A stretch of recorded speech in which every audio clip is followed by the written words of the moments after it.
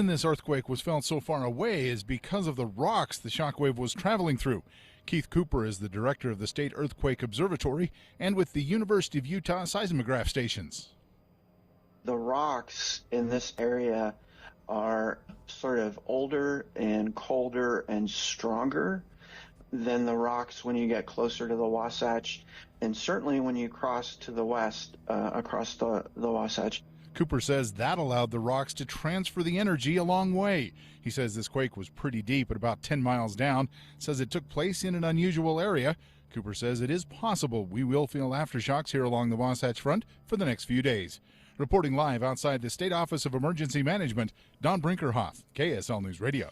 Our text line was flooded with Utahns across the Wasatch Front that felt the quake. KSL News Radio's Brianna Willis spoke to a few of them. Comments range saying they saw bottles and cereal boxes knocked over to feeling beds shaking or cars rocking back and forth.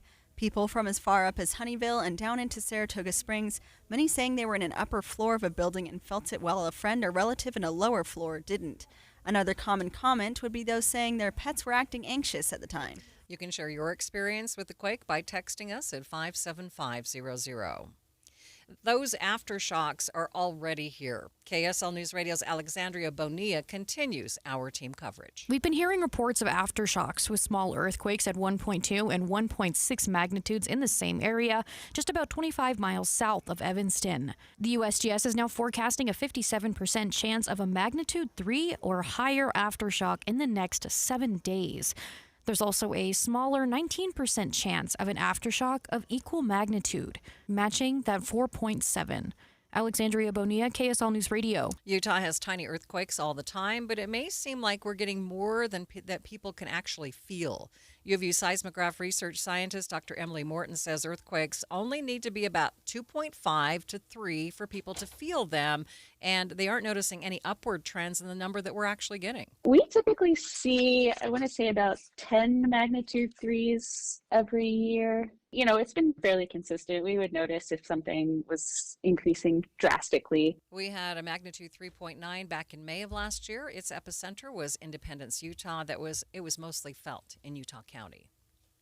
Tonight, Governor Cox will give his State of the State address. His speech will begin at 6:30, and you will hear it live right here on KSL News Radio. We will also carry the Minority Caucus response directly after. And be sure to stay with KSL News Radio throughout the legislative session for updates on bills impacting all of us. You will get those updates on air and on our website, kslnewsradio.com. KSL's top national stories. Former special counsel Jack Smith is in court today. He headed the investigations into President Donald Trump's involvement in the January 6th riot and the classified documents found at his home in Mar-a-Lago. Smith insists the president broke the law several times. Here's ABC's Jay O'Brien. Jack Smith's defiant tone, really, in the face of Republican criticism for years at this point, saying before television cameras in that hearing room, something we know he said before behind closed doors, which is, in his view, President Trump broke the law and he would have been able to get a conviction of the president at trial if these two cases had not been scuttled by the fact that Donald Trump won re-election. Smith says he did not take Trump's political affiliation into account, and he's served in both Republican and Democratic administrations. I made my decisions without regard to President Trump's political association, activities, beliefs, or candidacy in the 2024 election. The committee's ranking member, Jamie Raskin, says President Trump is just targeting people that he claims are his political enemies. Everybody here knows what you did wrong in Donald Trump's eyes and why he says you belong in prison. You found, and I quote from your sworn testimony before the committee, you found proof beyond a reasonable doubt that President Trump engaged in a criminal scheme to overturn the results of the 2020 election and to prevent the lawful transfer of power. President Trump says Jack Smith destroyed lives and he shouldn't be able to practice law. First Look Traffic. Good afternoon, Michelle Rowe. Good afternoon, Maria. We're having some trouble for drivers down in Utah County. It was starting with the southbound lanes as you're headed towards Springville, but they've been doing slowdowns now, the Highway Patrol, for northbound traffic. They just finally released that traffic, and you're going to be backed up in the S-curves. Michelle Rowe in the KSL Traffic Center. KSL News Time, 12:05. This is a special alert to all Americans who own a vehicle with less than 200,000 miles with an auto warranty about to expire or with no warranty coverage at all. Due to a decline in the economy, CarShield is announcing a low-cost month-to-month vehicle protection plan that is now available to the public to save any driver out-of-pocket expenses on future auto repairs. Call now to find out how you can pay almost nothing for covered auto repairs. Yes, you heard that correctly. Pay almost nothing for covered auto repairs. An open phone line has been established for all drivers to call for a free quick quote. Call 800-292-4541 now. Drivers who are covered will not have to pay for covered repairs again. This protection plan is at an all-time low. Additionally, drivers who activate this vehicle protection today will also receive free roadside assistance, free towing, and car rental options at no additional cost. Call us for your free quick quote today. 800-292-4541. That's 800-292-4541. What do you have to lose? Call 800-292-4541. Again, 800-292-4541. At Uline, they know going the extra mile takes hard work. For companies pushing to go further, Uline will go the distance with you. 24/7, they answer the phone to get you the shipping and industrial supplies you need. Business can move fast.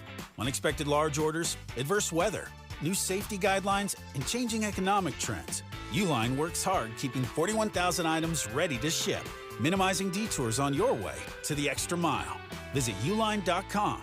Since 1947, Whipple Service Champions has been Utah's most trusted name for heating, cooling, plumbing, and electrical services. Got a high-priced repair bill from another company and you're just not sure about it? Call Whipple. Get a free no-pressure estimate or bring in their quote for an honest second opinion totally free. Whipple Service Champions is Utah's first place for second opinion since 1947. Call 385-273-7167 for your free estimate today. 385-273-7167. Thank you for joining us for Midday, recapping our top story. Yes, a lot of people still talking about the earthquake that hit early this morning. One of our texters telling me that they felt it in Mill Creek. My husband felt it on the East Bench in Holiday. And the reason it was felt so far and wide is apparently the old rocks in the earth. They were strong and they transferred that energy even further. And we are having a few minor aftershocks as well. KSL News Time 12:07. Today is the start of the final Sundance Film Festival in Utah and the first since its founder, Robert Redford, passed away. KSL News Radio's Adam Small has details. Today marks the beginning of the end of a 42-year tradition in Park City as the Sundance Film Festival prepares to move to Boulder, Colorado starting next year. There will be 90 feature films between today and February 1st, featuring actors like Natalie Portman, Olivia Wilde, Seth Rogen, and Channing Tatum. Though the focus of this festival won't be on the A-listers, it's going to be on the legacy of the festival's founder, Robert Redford, who died in September at the age of 89. Organizers have planned several tributes to Redford, including Friday night's fundraising gala, and later in the festival, they plan to screen Redford's 1969 film Downhill Racer. Adam Small, KSL News Radio. Park City's mayor says they are treating this last festival as a celebration. Mayor Ryan Dickey spoke with KSL TV's Deanie Wimmer, saying the festival has been a great way to boost the city's economy. It's brought people and exposure to Park City, a ton of fun to Park City. Our residents have loved Sundance over the years. He says while there are bittersweet feelings over the departure of Sundance, they are going to be taking the time to celebrate. There's a lot more to this interview. You can watch at 9 in the morning on KSL TV's Sunday edition with Deanie Wimmer. 2025 was a big year for movies here in Utah. Utah Film Commission says 36 productions were filmed in 14 counties across the state. The filming brought in more than $136 million in spending and created more than 3,600 local jobs. The nominations for the 98th Academy Awards are out. Actress Danielle Brooks and actor Louis Pullman announced the 5 nominees for the Best Supporting Actress. For performance by an actress in a supporting role, Elle Fanning in Sentimental Value.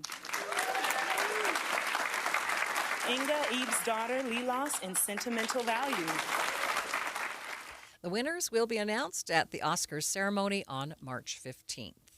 Traffic and weather together. It's brought to you by UCCU. Transfer savings, earn more. UCCU. Love where you bank. What's happening, Michelle? Overall, I-15 across the Wasatch Front has been really quiet, except for drivers in Utah County. Southbound delays were earlier due to highway patrols doing slowdowns. Now they switched that to the northbound side. They do have the traffic open as you're going through the northbound side again, but you're still going to see some residual slowdowns. This is northbound between Center Street in Provo and University Parkway, so allow some extra time if you're traveling in Utah County today. Step aboard history, walk through recreation, see real artifacts, and feel the legacy of Titanic. The exhibition, now open at the shops of Southtown in Sandy. Tickets at thetitanicexhibition.com. Michelle Rowe in the KSL Traffic Center.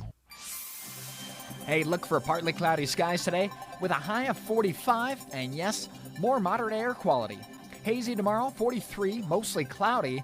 Then a cool front Friday night could drop us to 36 by Saturday afternoon, mostly sunny skies.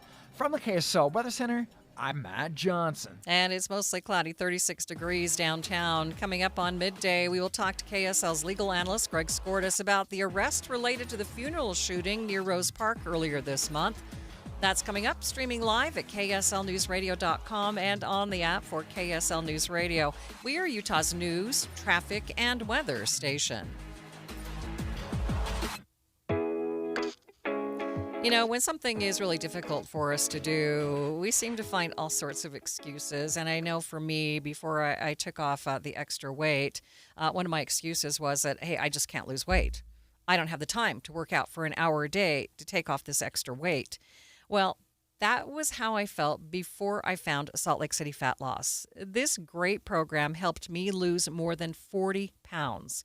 It's a great all-natural program. It helps you drop the weight fast, which meant for me it was pretty easy to stick with because, you know what? I need that instant gratification.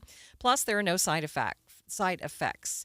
This program is also less expensive than other programs. My husband, he wasn't even on the plan. He lost weight with me. And it's less expensive because you're not paying for a nutritionist. You aren't paying for extra things like breakfast bars or shakes or those kinds of things. And right now is a perfect time to start because it's even less expensive because they have continued their New Year's sale, over 20% off, but this is only going to last for a limited time. So whether you just want to look better, boost your energy, fit better into your clothes, for me, the biggest difference that I have seen, not only just, wearing 4 or 5 sizes smaller, but also I can work out in my yard for hours and not have back spasms. That was not the case before I took off all of that extra weight. And again, you want to lock in your savings for this huge New Year's sale at slcfatloss.com. It's really easy to do, slcfatloss.com, slcfatloss.com. Ben Care was born with Cruzon syndrome, told he'd face a life of limits. People do a lot for someone to notice them, just trying to get someone to pay attention to them. That's not your deal. Impossible adversity didn't break him. You will never live an ordinary life. It fueled him. So make it extraordinary. Wrestling defined him. Courage shaped him, and refusing to be normal became his superpower. We could make excuses, or we can just chew the excuses up and swallow them. And then you end up like Ben.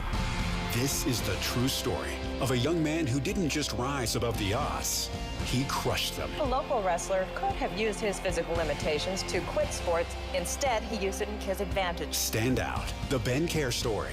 In theaters now, 100% on Rotten Tomatoes. Get tickets at standoutfilm.com.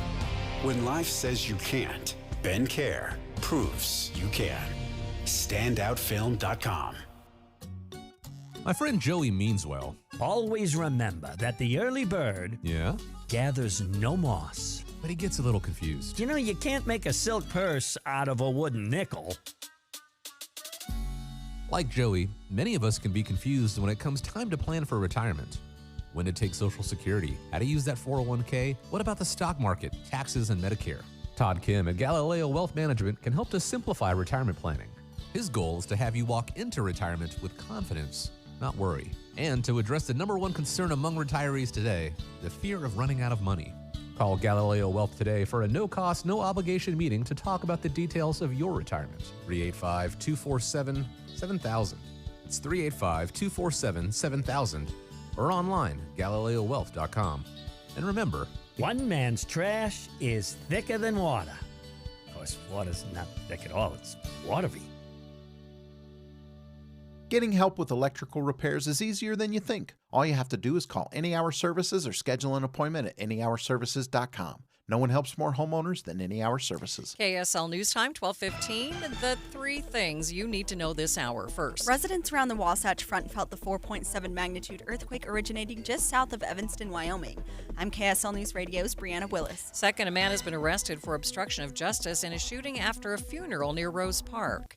Third, traffic and weather together, Michelle. Still looking at some sluggish traffic northbound I-15 through the S-curves in Provo. Michelle Rowe in the KSL Traffic Center. Another benign weather forecast today, but changes over the weekend. I'm Matt Johnson. Mostly cloudy, 36 degrees at the KSL Common Spirit Health Studios. Time now for KSL's top national stories.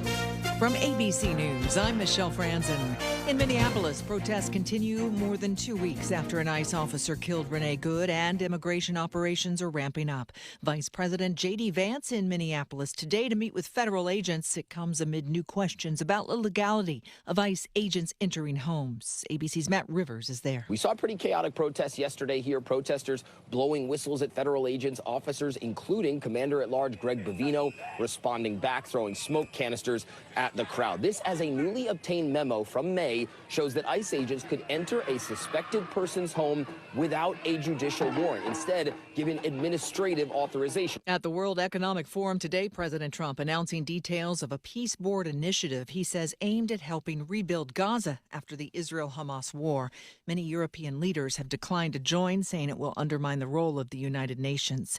ABC's Rachel Scott is in Davos. The president met with his board of peace to map out the future of Gaza. It is notable just how few European allies are sitting on that board, given all of these tensions happening abroad. At a Republican-led House hearing today, former special counsel Jack Smith testifying about criminal investigations into Donald Trump, denying charges were political. ABC's Jay O'Brien has more. Jack Smith's defiant tone, really, in the face of Republican criticism for years at this point, saying before television cameras in that hearing room, something we know he said before behind closed doors, which is, in his view, President Trump broke the law and he would have been able to get a conviction of the president at trial if these two cases had not been scuttled by the fact that Donald Trump won re-election. President Trump has filed a lawsuit against J.P. Morgan Chase and its CEO Jamie Dimon for $5 billion, alleging the bank closed his accounts for, quote, political and social motivations. In a statement to ABC News, J.P. Morgan says the suit has no merit and they will fight it in court.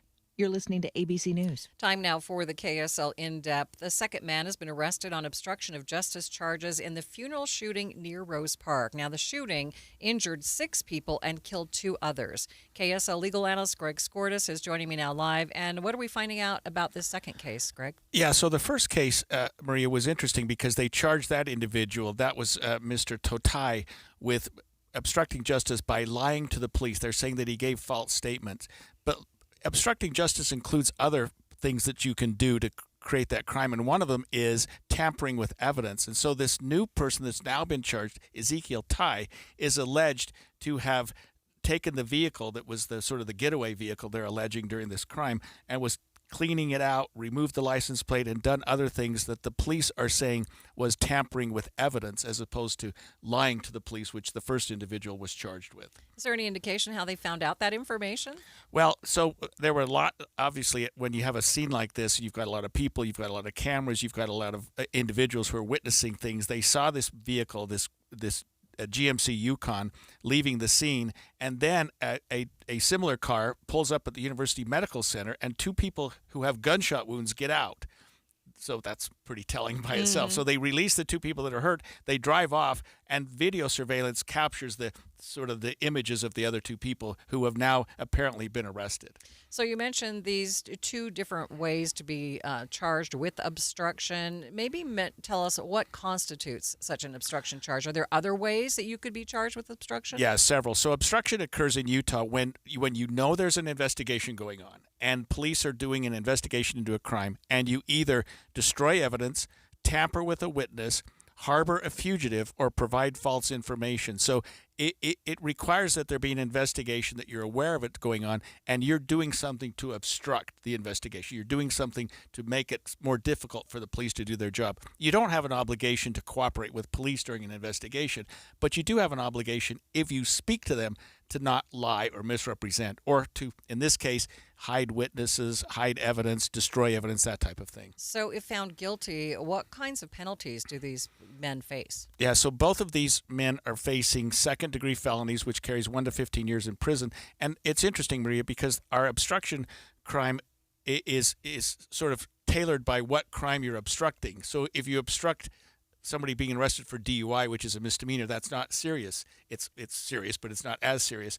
But if the crime you're obstructing, the investigation is into something like here, a murder, then the obstruction crime becomes a serious felony as well. You're obstructing the investigation into a first-degree felony. Therefore, you've committed under Utah law a second-degree felony if they committed this. Okay, correct me if I'm wrong, but these are the only two people that are charged with this shooting. There still hasn't been, police haven't, or prosecutors haven't talked about a suspect or anything like that yet. They haven't charged a shooter yet. They haven't charged a person with causing the homicide yet. They've only charged the two obstruction yet. Maybe one of these two will ultimately be charged with something else. We don't know. But in terms of the homicide, the murder charge, the big ticket, the one that the police are really looking at, no charges have been filed with that particular crime yet. Looks like they're getting closer, though. Yes, they're definitely circling the nets. All right, thank you so much. That is KSL's legal analyst, Greg Skordas, also the host of Inside Sources. Traffic and weather together. It's brought to you by UCCU. Supercharger savings at uccu.com. Michelle, seeing any trouble spots? Things are looking better in Utah County, Maria. Finally, they don't seem to be doing the slowdowns with the highway patrol. Just a little bit of leftover slowing as you're going through the S-curves in Provo is just finally easing right now. I do see some unusual slowdowns, though. This is 114th South as you're making your way westbound from I-15 headed toward Redwood Road. Don't have a cause for that, just something to be aware of. Bad air quality got you down? Take UTA and give yourself more time to breathe. Plan your trip at rideuta.com. I'm Michelle Rowe in the KSL Traffic Center. KSL 7-day forecast. We're going to start out quiet, but the weekend does have some colder air. Partly cloudy skies today, high of 45, hazy. More haze tomorrow, but clouds thicken up overhead, 43 the high. We're then going to drop off to 36 degrees, mostly sunny skies on Saturday. Sunday chilly as well, 39, mostly sunny. We're back to partly cloudy conditions and haze, 43 on Monday. Tuesday, 45, hazy. More hazy sunshine and a couple of clouds on Wednesday, high of 47. From the KSL Weather Center, I'm Matt Johnson. And it's mostly cloudy, 36 degrees in downtown Salt Lake City. The 7-day forecast is brought to you by Performance Automotive Bountiful. Quick check of the markets. I can tell you that investors are feeling more confident today. Major indexes are up, looks like nearly by 1%.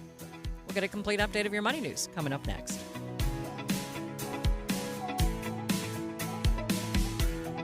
It's not too late. If you got government health insurance again, especially here in Utah, this matters because a lot of families are paying more and getting less. Everyone focuses on the monthly premium, and yes, at my policy quote, I can help there. In fact, many of my Utah families are seeing 47% savings and even more on gold level plans. But the bigger issue shows up when you actually need care. The moment that university or blue insurance card hits the counter, prices jump, and with family deductibles now climbing to $20,000, all of that bill lands right back on you. My name is Mike. At my policy quote, I help individuals and families and businesses move into private insurance based on health, not income, so you're not overpaying for things you'll never use. That means lower costs, access to national PPO networks, and a plan chosen and managed by you, not the government. If you pay your own health insurance, you're on COBRA, uninsured, or your employer plan is just too much, even self-employed or small businesses, call me, Mike, today. 385-367-6779. Again, that's 385-367-6779. Or visit mypolicyquote.com. That's mypolicyquote.com to get started now. I'm Ed Evans, CEO of Consumer Cellular. You know, the big wireless companies say they have discounts for people over 55. But unless you're willing to sit on hold and ask, you're probably paying more than you should. At Consumer Cellular, there's nothing to hunt down. We're built for people 50 plus with plans starting at just $20. And our 100% US-based customer service actually answers the phone. Call 1-888-FREEDOM or visit consumercellular.com today and get your second month free for a limited time. Taxes, fees, and other third-party charges will apply. See website for additional details. When your check engine light comes on, do you see a repair bill or do you see peace of mind? For 20 years, CarShield's been the name America trusts to help keep you on the road. While other companies stop covering you when your car gets older, CarShield offers protection plans up to 200,000 miles. With over $1 billion in claims paid, we don't just promise protection, we deliver it. Don't let a breakdown break your budget. Get the flexible month-to-month coverage you deserve. Go to carshield.com. That's carshield.com today. Hi, I'm Utah tax attorney Jordan Wilcox. When the IRS invades your life, it's never good news. Keep in mind, it's not just you. I owed roughly $34,000. $61,000. When the IRS first contacted me, I was horrified. When they start hounding you and harassing you and assaulting you. Don't face the IRS alone. With everything in your life at stake, don't trust just anyone. From what I got told was being done in a matter of 2 years, he had done in a matter of like 48 hours. It's a great thing to have the IRS off your back. We have reduced our tax liability by over $42,000. Once I signed on with Jordan, I never talked to the IRS again. It changed our lives. You need someone to fight for you. Visit endtaxworry.com and get relief today. Let's solve your tax problems now. Visit endtaxworry.com. That's endtaxworry.com. KSL News Time, 1226. New York City's legendary Nathan's famous hot dog franchise in Coney Island has been sold. Coney Island's iconic hot dog store and franchise Nathan's Famous has sold. Smithfield Foods sealing the all-cash deal for $450 million to take over ownership. The original Nathan's started out more than 100 years ago as a 5-cent hot dog stand in Brooklyn's Coney Island and gained worldwide fame for its 4th of July hot dog eating contests that started in 1972. Like many companies, Nathan's says it was dealing with inflationary pressures and rising costs. Michelle Franzen, ABC News, New York. Watching Utah's money, Costco is looking at implementing some new tech. Fox Business reports the company is working to add its card to a phone digital wallet. It could encourage shoppers to visit more due to the ease of entering and paying. McCormick, the spice and extract company, is having a rocky moment. The company says profits fell below analyst estimates. Reuters reports Trump-era policies have forced the company to find cheaper options for some things. Adobe is introducing and incorporating new AI features. It could make your work much easier. The Verge reports it can summarize the information in words, audio, or video. It can also create presentations from information in a document. The Dow right now up by 470 points, nearly a full percent, sitting at 49,546. S&P up by 55. The Nasdaq up more than 1%, up 263 points. Between all the holiday parties, weekend tailgates, and family get-togethers, we've been overindulging a little more than usual over the holidays. But now, we are starting the new year off on a healthier note by taking Active Liver supplements from New Nordic every day. Active Liver contains a powerful blend of turmeric, milk thistle, and globe artichoke extract, all natural ingredients that help protect the liver so that it can protect you from toxins. It's like giving my body a daily detox. I've never felt better, and my energy is through the roof. And my doctor is already impressed with how much better my numbers are looking. So if better health, more energy, and detoxing your body are some of your priorities this year, get Active Liver today and start the year off knowing you're giving your liver some well-deserved relief. Active Liver is available online at Amazon or NewNordicUSA.com. Or pick some up today at your local CVS, ShopRite, Meijer Grocery. Are now available at Wegmans. New year, new you, new Nordic. The Morris Columbus Travel Expo turns 30. Join KSL Radio and Amanda Dixon for incredible travel deals and hourly prizes tomorrow and Saturday at Mountain America Expo. Get tickets at UtahTravelExpo.com. Extravagant weather together. It's brought to you by UCCU. Transfer savings, earn more. UCCU. Love where you bank. Michelle? We're looking at delays picking up again. This is northbound I-15. I still don't have an official word as to what is going on, but the Highway Patrol keeps doing slowdowns. We have a new delay. This is as you're approaching 800 North in Orem. Traffic backing up to Center Street, or University Parkway, I should say, in Provo. And also we have a road closure. This is for the westbound lanes, Wall Avenue and 31st Street in Ogden. When you need financial products and services for every stage of life, Cypress Credit Union is there for whatever your future holds. Visit CypressCU.com today. I'm Michelle Rowe in the KSL Traffic Center. calling for another day of hazy sunshine and high clouds. Highs will top at 45. Overnight, 27, partly to mostly cloudy skies. 43 tomorrow, mostly cloudy. How about a 36 for a high on Saturday, mostly sunny skies? From the KSL Weather Center, I'm Matt Johnson. Mostly cloudy downtown, 36 degrees. You're listening to Midday with Maria Shilaos on KSL News Radio, 102.7 FM and 1160 AM. Good afternoon. KSL News Time, 12:30. KSL's top story this hour, and it is developing news. Salt Lake City police have made a second arrest in the funeral shooting that killed 2 people and injured 6 others. KSL News Radio's Alexandria Bonilla has more. Obstruction of justice. That's what 22-year-old Ezekiel Isaiah Tai was booked for. Salt Lake City police say shortly after the shooting, security footage captured a GMC Yukon XL driving up, pulling 2 injured people inside the car, driving off, and then dropping them off at the University of Utah Hospital. That Yukon was traced back to Tai. Sergeant Greg Wilkings says it was scrubbed clean, with the license plates removed and the OnStar GPS locator ripped out, later found inside of Tai's garage. These are serious charges that they're looking at and related to this homicide, and we want people to know that they can't impede our investigations and that they will be held accountable if they do try to impede our investigations. Tai was detained for questioning but refused to talk to police. Alexandria Bonilla, KSL News Radio. The 4.7 magnitude earthquake felt by thousands around northern Utah this morning was centered around 25 miles south of Evanston near the Uintas. But geologists say it struck deep in the ground, which makes it more difficult to study. KSL News Radio's Randall Jepson has more. The earthquake epicenter was 9 miles deep, according to Adam McKean. He's the Utah Geologic Survey Hazards Program Manager, and he tells Inside Sources, right now, pinpointing the exact fault line, it's going to be tough. Without a larger earthquake rupturing the ground surface, it's really difficult for us to know which fault it is on. As to why some people felt the shaking and others didn't in the same house, he says there's a lot of variables, including your exact location and what you were doing at the time.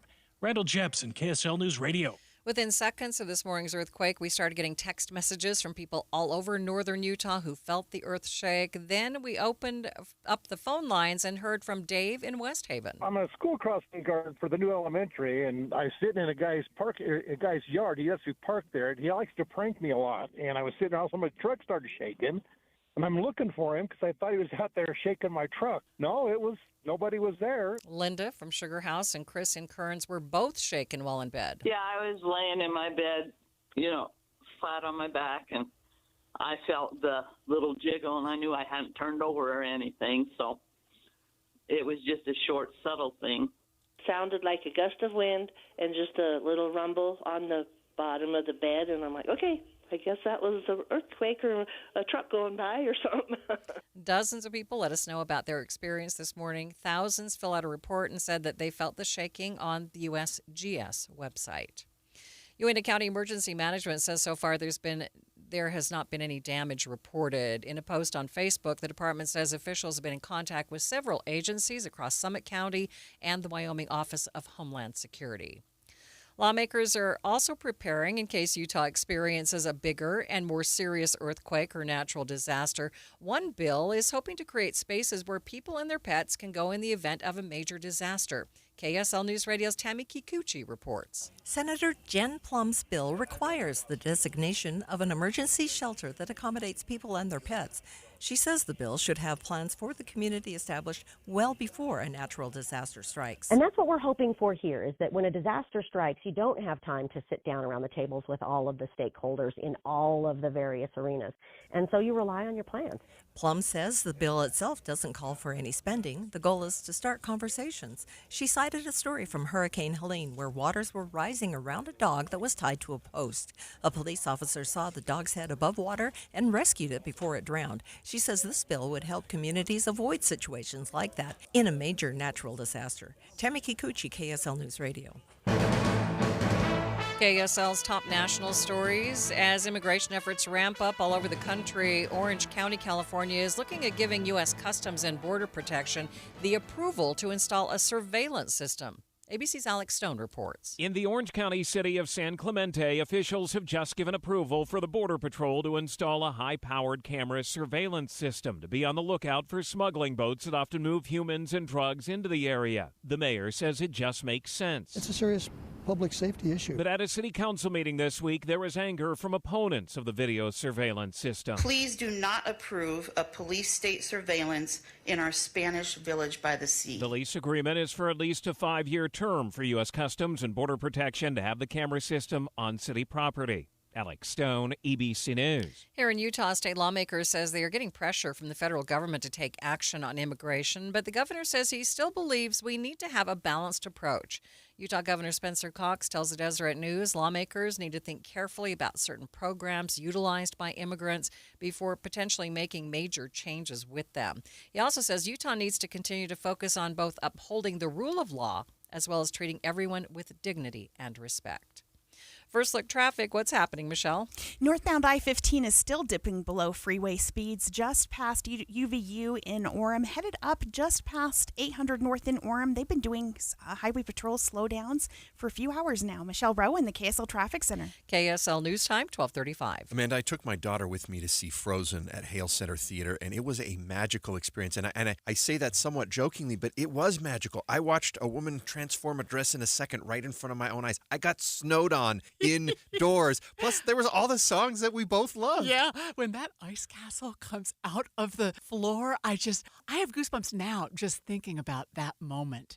And the performers, the young girls who sing Elsa and Anna when they're little. I mean, the grown-up ones too, but all of them were just extraordinary. The Anna that I saw just had this magical pixie-like charm that was so fun to watch. That just everything she said made me laugh. Have you seen Frozen yet at Hale Center Theater? It runs to when, Andy? It goes till Valentine's Day. So you have time. Yeah, if you didn't catch it during the holiday season, that's okay. It's an extended run. You have a chance to go now. And if you went before, maybe you want to take your girlfriend or your nieces. Go back and have this magical experience of Frozen. You can get tickets online. Find out which day works best for you at hct.org.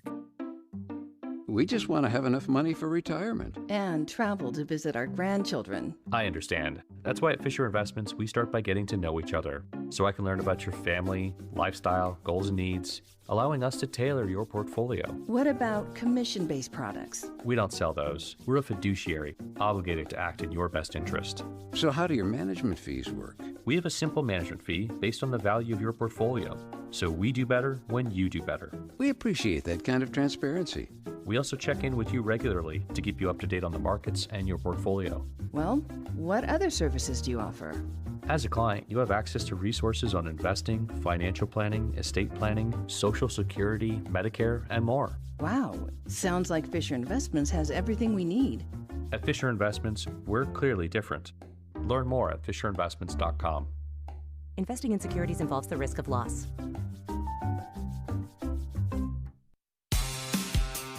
Thank you for joining us for Midday, recapping our top story this half hour. A second man has been arrested for obstruction. In Salt Lake City, police's investigation into a shooting after a funeral that killed 2 people. KSL News Time, 12:38. The Utah lawmaker wants to require our colleges and universities to follow a new list of precautions before they have a speaker or another large event. The hope is to prevent tragedies like the murder of Charlie Kirk at Utah Valley University. KSL News Radio's Adam Small has details. State Senator Kathleen Reeby sponsoring a bill that would require our colleges and universities to conduct threat assessments before major events on campus. That includes going over what's being said on social media before the event, documenting any threats received ahead of time, and taking a good hard look at the location and expected attendance to see what level of risk there is for something to go wrong. Senator Reeby also tells me she wants to require organizations sponsoring on-campus events to have liability insurance. And I do believe that if this was in place prior to what happened at UVU, we would have a situation that, the taxpayers of Utah wouldn't be picking up the bill of all of this fallout, and it's horrific that that person lost their life, but we also have to think about the economic implications of what happens if we don't have these frameworks in place. The Utah Board of Higher Education has also created a task force to address some of these concerns about safety on campuses following Charlie Kirk's murder. Senator Reby says she's been in touch with them and she's fine changing or even putting her bill on hold so long as these concerns are addressed on some level. Adam Small, KSL News Radio. Utah schools could soon be able to share information about student threats. KSL News Radio's Heather Peterson explains. This is one of the recommendations from the State School Safety Task Force. The new bill, sponsored by State Senator Darren Owens, would create a system so that local education agencies can share information about student threats when those students transfer. So we can know before students are moving to other districts if they've had acts of violence and they're on a violent track. Owens says this would solve a current blind spot that happens when schools admit a new student with no knowledge of if they have a history of violence or violent threats. He said this information would only be shared on a need-to-know basis to keep student privacy intact. On Wednesday, the Senate Education Committee gave this bill a favorable recommendation. Heather Peterson, KSL News Radio. A group of Jordan Academy students will be working with NASA thanks to a competition they entered at the start of the school year. KSL reports Zach Hall, Mason Rice, Canyon Bullock, and Blake Bigler will be working with NASA to find out how long data can be stored in space-like conditions using a high-altitude balloon. Completely beyond my expectations. So exciting. That's so awesome. I want to work for NASA one day. This is going to be much more like real world. It's like run by NASA, so that's pretty cool. The three entered the NASA Tech Rise Student Challenge back in August and are the only Utah students who will be participating in that study. Traffic and weather together. It's brought to you by UCCU. Supercharger savings at uccu.com. There's still some problems there in Utah County. Well, I'm hesitant to say it's looking better, Maria, because every time I do, then we have another slowdown. Then there are more slowdowns. Yes, right. Exactly. But for the moment, if you are making your way northbound I-15 going from Springville, headed up toward the capital city, you're going to see good speeds at this point, maybe just a little bit of more bunched up traffic in spots because they keep doing highway patrol slowdowns. Now, if you're up in Ogden, we also have another issue you should just be aware of. This is at Wall Avenue and 31st Street in Ogden. All westbound traffic trying to make their way westbound on 31st Street, you will not be able to go westbound because they do have those lanes closed. They're doing some emergency repairs there as well.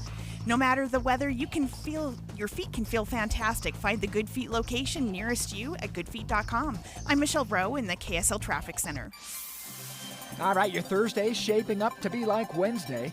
45 degrees today, partly cloudy skies, and a little valley haze. Tomorrow, 43, mostly cloudy. We might even see a flurry out of those clouds, but then cold air filters in behind it. Saturday, 36 degrees and mostly sunny skies. From the KSL Weather Center, I'm Matt Johnson. Mostly cloudy, 36 degrees in downtown Salt Lake City. Coming up on Midday, we'll talk to Be Ready Utah about the dangers of an earthquake with a magnitude of 4.7 and what can happen when they hit. That's coming up, streaming live at kslnewsradio.com and on the app for KSL News Radio. We are Utah's news, traffic, and weather station.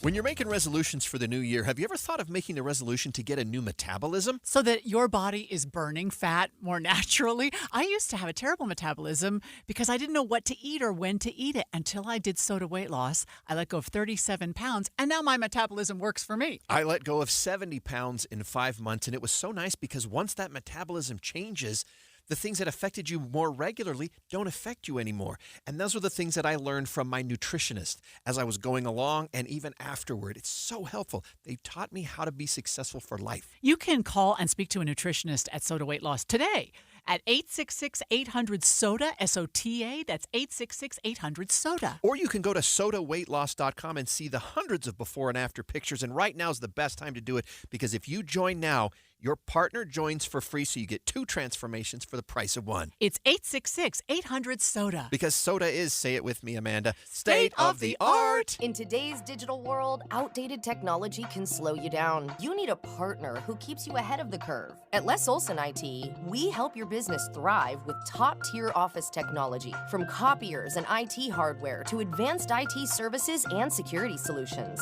With Les Olson IT, you get more than just products. You get solutions, service, and a team that cares. Les Olson IT, empowering businesses with the tools for success. Les Olsen IT. The KSL News Radio Movie Show comes to My Hearing Centers Friday from 10 to 1. But first, discover what My Hearing Centers can do for you. My Hearing Centers uses advanced technology to diagnose and treat hearing loss. These comprehensive evaluations determine the best treatment options. Then enjoy lifetime support with regular check-ins, cleaning, and maintenance. Call My Hearing Centers at 801-701-1629. 801-701-1629 for more details. My Hearing Centers has offices from Ogden to St. George. We do have some breaking news here on KSL News Radio. Vice President J.D. Vance is in Minnesota right now. He is defending the immigration crackdown there. Let's listen in for a few moments.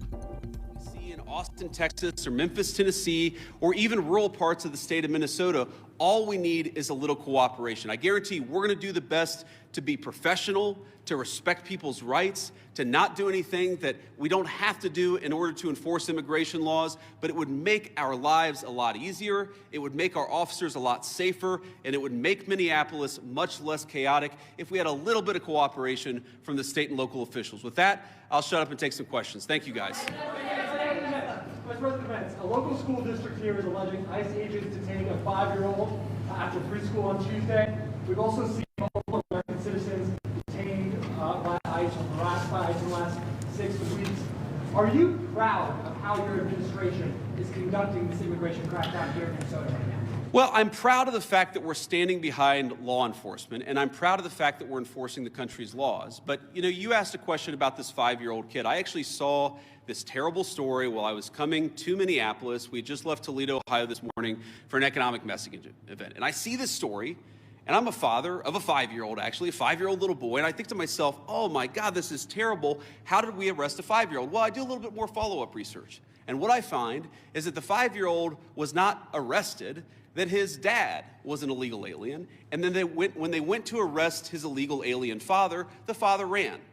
So the story is that ICE detained a 5-year-old. Well, what are they supposed to do? Are they supposed to let a 5-year-old child freeze to death? Are they not supposed to arrest an illegal alien in the United States of America? If the argument is that you can't arrest people who have violated our laws because they have children, then every single parent is going to be completely given immunity from ever being the subject of law enforcement. That doesn't make any sense. No one thinks that makes any sense. Now, there are so many of these cases like that where if you just understand the context, there have been a number of situations that I've looked into personally where I say, wait a second, we don't want ICE arresting American citizens. They're supposed to be enforcing the immigration laws against illegal aliens. So then I look into it and I find out that the American citizen who was arrested took a swing at an ICE officer. You can't have that happen. And of course they have to defend themselves. And of course they have the right to detain somebody who assaults a law enforcement officer. And that is Vice President J.D. Vance defending ICE actions in Minnesota.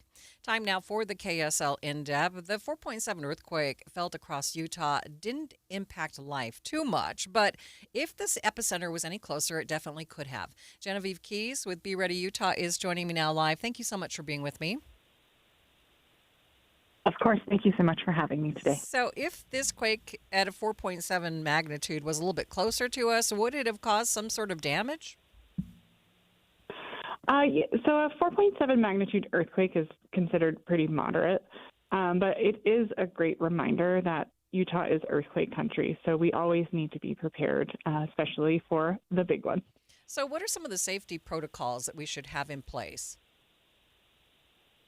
So we definitely want to review your earthquake plans and supplies, and that's things like building your emergency kit, making a plan with your family on where you might reunite, and checking your home for hazards, knowing how to turn off your utilities, and most importantly, practicing drop, cover, and hold on. Right. When people just feel this slight rumbling, should they be concerned that a bigger earthquake is on the way? A smaller earthquake is not a guarantee of a bigger earthquake on the way, no. But one of the things that we do want to look out for with earthquakes is those aftershocks. So you will continue to practice drop, cover, and hold on during those. Okay. Where can people go to find out more information on how they can actually be prepared and how to put together their emergency kit? Absolutely. We have a great website, bereadyutah.gov, that has tons of information on how you can prepare and also checklists there to help you start building those kits. Genevieve, we appreciate your time. Thanks so much for being with me. Thank you. Live on the KSL Newsline, that is Genevieve Keys with Be Ready Utah. Let's get you up to date with traffic and weather. It's brought to you by UCCU. Transfer savings, earn more. UCCU, love where you bank. What's happening, Michelle? I-15 looking much better in Utah County, Maria. I'm not seeing them starting another highway patrol slowdown, so let's hope they're finished with that. So if you're headed from Provo up to Salt Lake, you're seeing good speeds all the way to the capital city and beyond. Now making your way up into the Ogden area, again, just a heads up for drivers. If you're trying to go westbound on 31st Street, at Wall Avenue, you will be diverted. They are doing some emergency road repairs in that area. Upgrade your water with Culligan with top quality systems for homes and businesses, softeners, filtration, bottle-free coolers, and bottled water delivery. Local experts, trusted solutions. Visit CulliganSLC.com. Culligan, water you'll love. I'm Michelle Rowe in the KSL Traffic Center. KSL 7-day forecast, 45 today. Partly cloudy skies, hazy. Tomorrow, 43, some other changes, mostly cloudy skies, and a little hazy. We then get cold air in here on Saturday, mostly sunny, 36. That's all you get for a high. 39, mostly sunny skies on Sunday. Monday's 43, partly cloudy and hazy. More haze and mild weather Tuesday and Wednesday with partly cloudy skies. From the KSL Weather Center, I'm Matt Johnson. Mostly cloudy and 37 degrees in downtown Salt Lake City. The 7-day forecast is brought to you by Performance Automotive Bountiful. A quick check of the markets. They are doing very well today. They are in the green. They like all of the international politics and the talks of peace plan. A complete update of your money news is coming up next.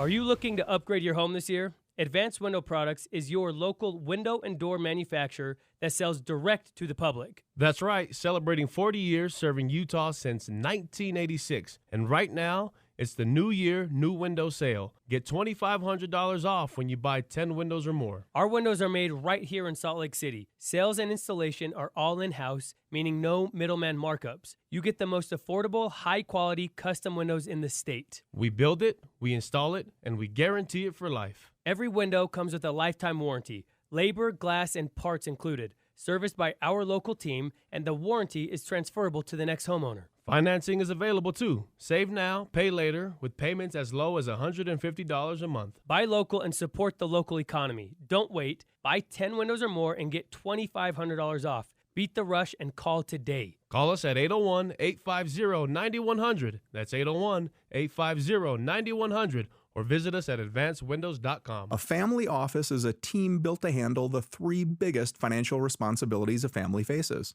wealth management, tax strategy, and estate planning. Most firms only manage your investments and refer the rest out, hoping everyone stays aligned. At Trajan, we built something different. Your wealth, tax planning, and estate planning are handled together inside one firm under one roof. There's no guessing whether your CPA, advisor, and estate attorney are truly in sync, because our team works together every day on your behalf.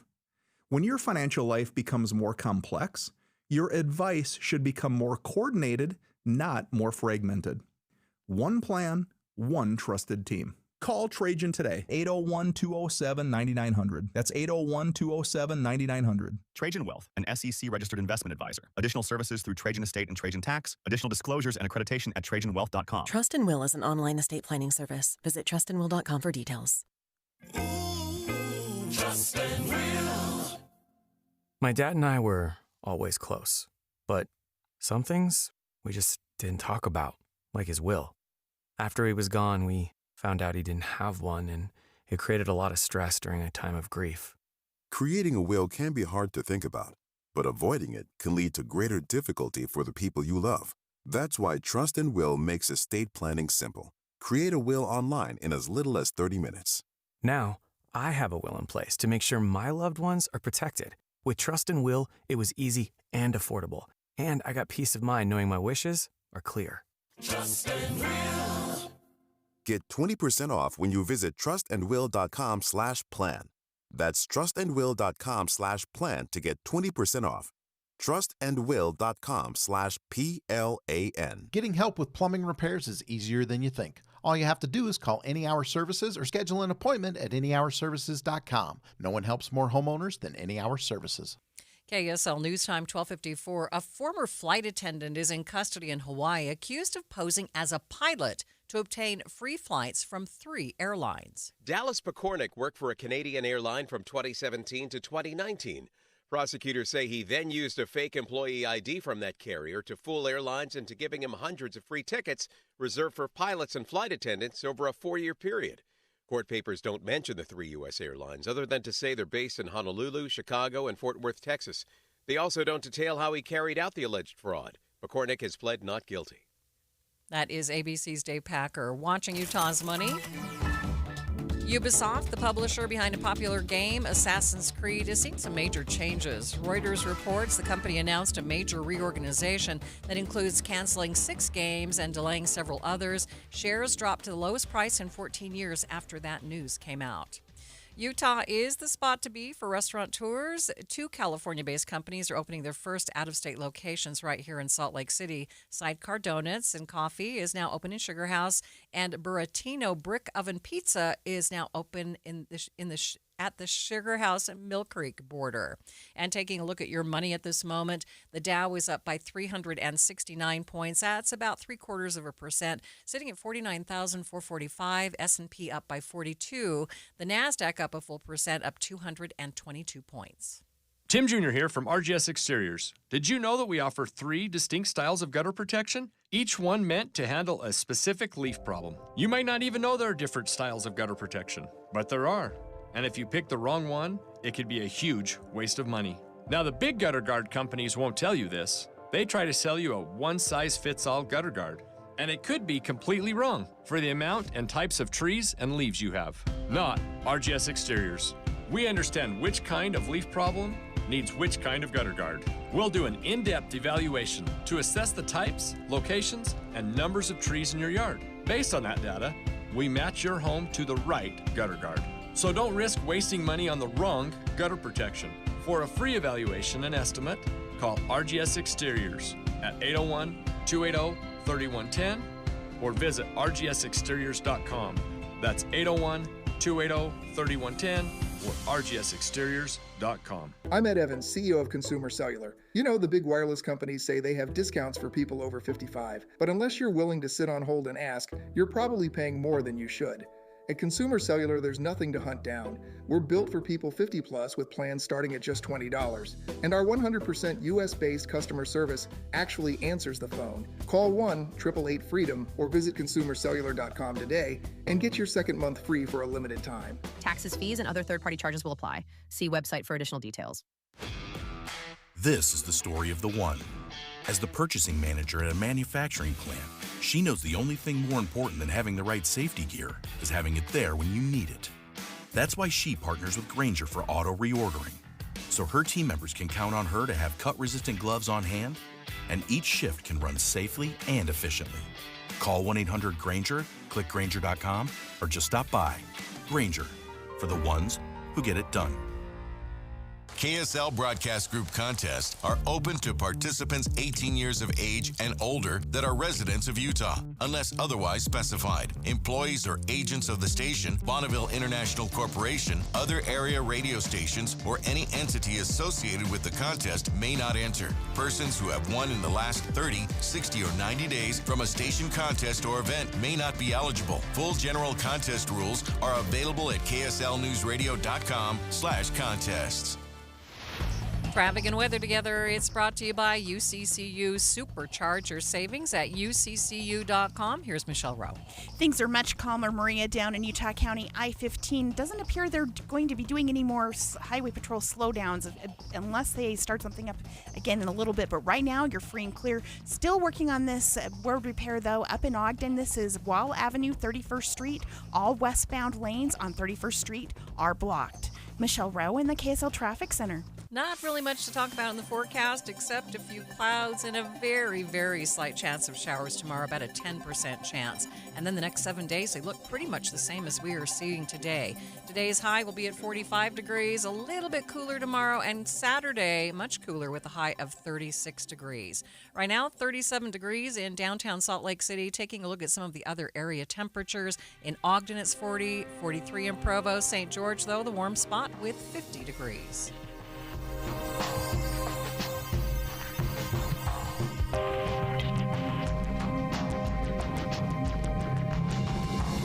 KSL FM Midvale. KSL Salt Lake City. From the KSL Common Spirit Health Studios, this is KSL News Radio. Utah's news, traffic, and weather station. Utah rocked this morning by a 4.7 earthquake. Sounded like a gust of wind and just a little rumble on the bottom of the bed, and I'm like, okay, I guess that was an earthquake or a truck going by or something. The time is 1 o'clock on Thursday, January 22nd. It's midday. I'm Maria Shilaos. Coming up, people from all across the Wasatch Front telling us they felt the quake centered near Evanston, Wyoming. We have special coverage, Shaken Awake. Also this hour, the sunset season for Sundance. Filmmakers love to show their films in Salt Lake City and in Park City because they're seeing real people respond to the films, and they're seeing what works, what are people laughing at, what are people crying at. But first, a look at our top local stories. It's no secret Utah is earthquake country, but we all get a little shaken up when it actually happens, and it kind of feels like it's happening more often. KSL News Radio's Britt Johnson has more. U of U seismograph research scientist Dr. Emily Morton says, don't worry, they aren't seeing a significant increase in earthquakes. We typically think we would see maybe 1 magnitude 4 per year and then maybe 1 magnitude 5 every 10-ish years. Smaller earthquakes happen a lot more frequently than that. They only need to be a magnitude of about 2.5 to 3 for people to feel them. Morton says these are the kinds of earthquakes they get excited about because it brings awareness to earthquake safety. Big enough that people are feeling it, but small enough that no one's getting hurt. Britt Johnson, KSL News Radio. Our top national story from ABC News, a Cuban immigrant's death at a Texas immigration detention facility has been ruled a homicide. ABC's Alex Stone reports. Geraldo Luna's campus was 55 years old and died in ICE custody on January 3rd at Camp East, Montana in El Paso County, Texas. A county medical examiner's report has found that Campos was a victim of homicide and that he died from asphyxia due to neck and torso compression. A judge is now ordering that the government not deport witnesses to his death. Attorneys for Campos's family claim guards at that ICE detention center choked and asphyxiated Campos. In a statement, the Department of Homeland Security said Campos died after experiencing medical distress. Alex Stone, ABC News. Other national stories KSL is following. North Carolina Governor Josh Stein declared a state of emergency ahead of a winter storm expected to impact the state this weekend. Today, he said multiple emergency state response teams have already been activated ahead of this weekend. At this time, our greatest concerns are potential power outages and road safety over the coming days. The major winter storm is set to take aim at the east and southwest this weekend. A 2,000-mile stretch from the southwest to the northeast are under some kind of winter weather advisory already. The snow and ice accumulation is forecast to begin tomorrow for parts of New Mexico, Oklahoma, and Texas, and will make its way east and north over the latter part of the weekend. Here in Utah, though, no sign of snow. Taking a look at your money at this moment, the Dow up by 330 points, sitting at 49,405. S&P up by 35, and the NASDAQ up by 196 points. Traffic and weather together. It's brought to you by UCCU. Transfer savings, earn more. UCCU, love where you bank. Michelle?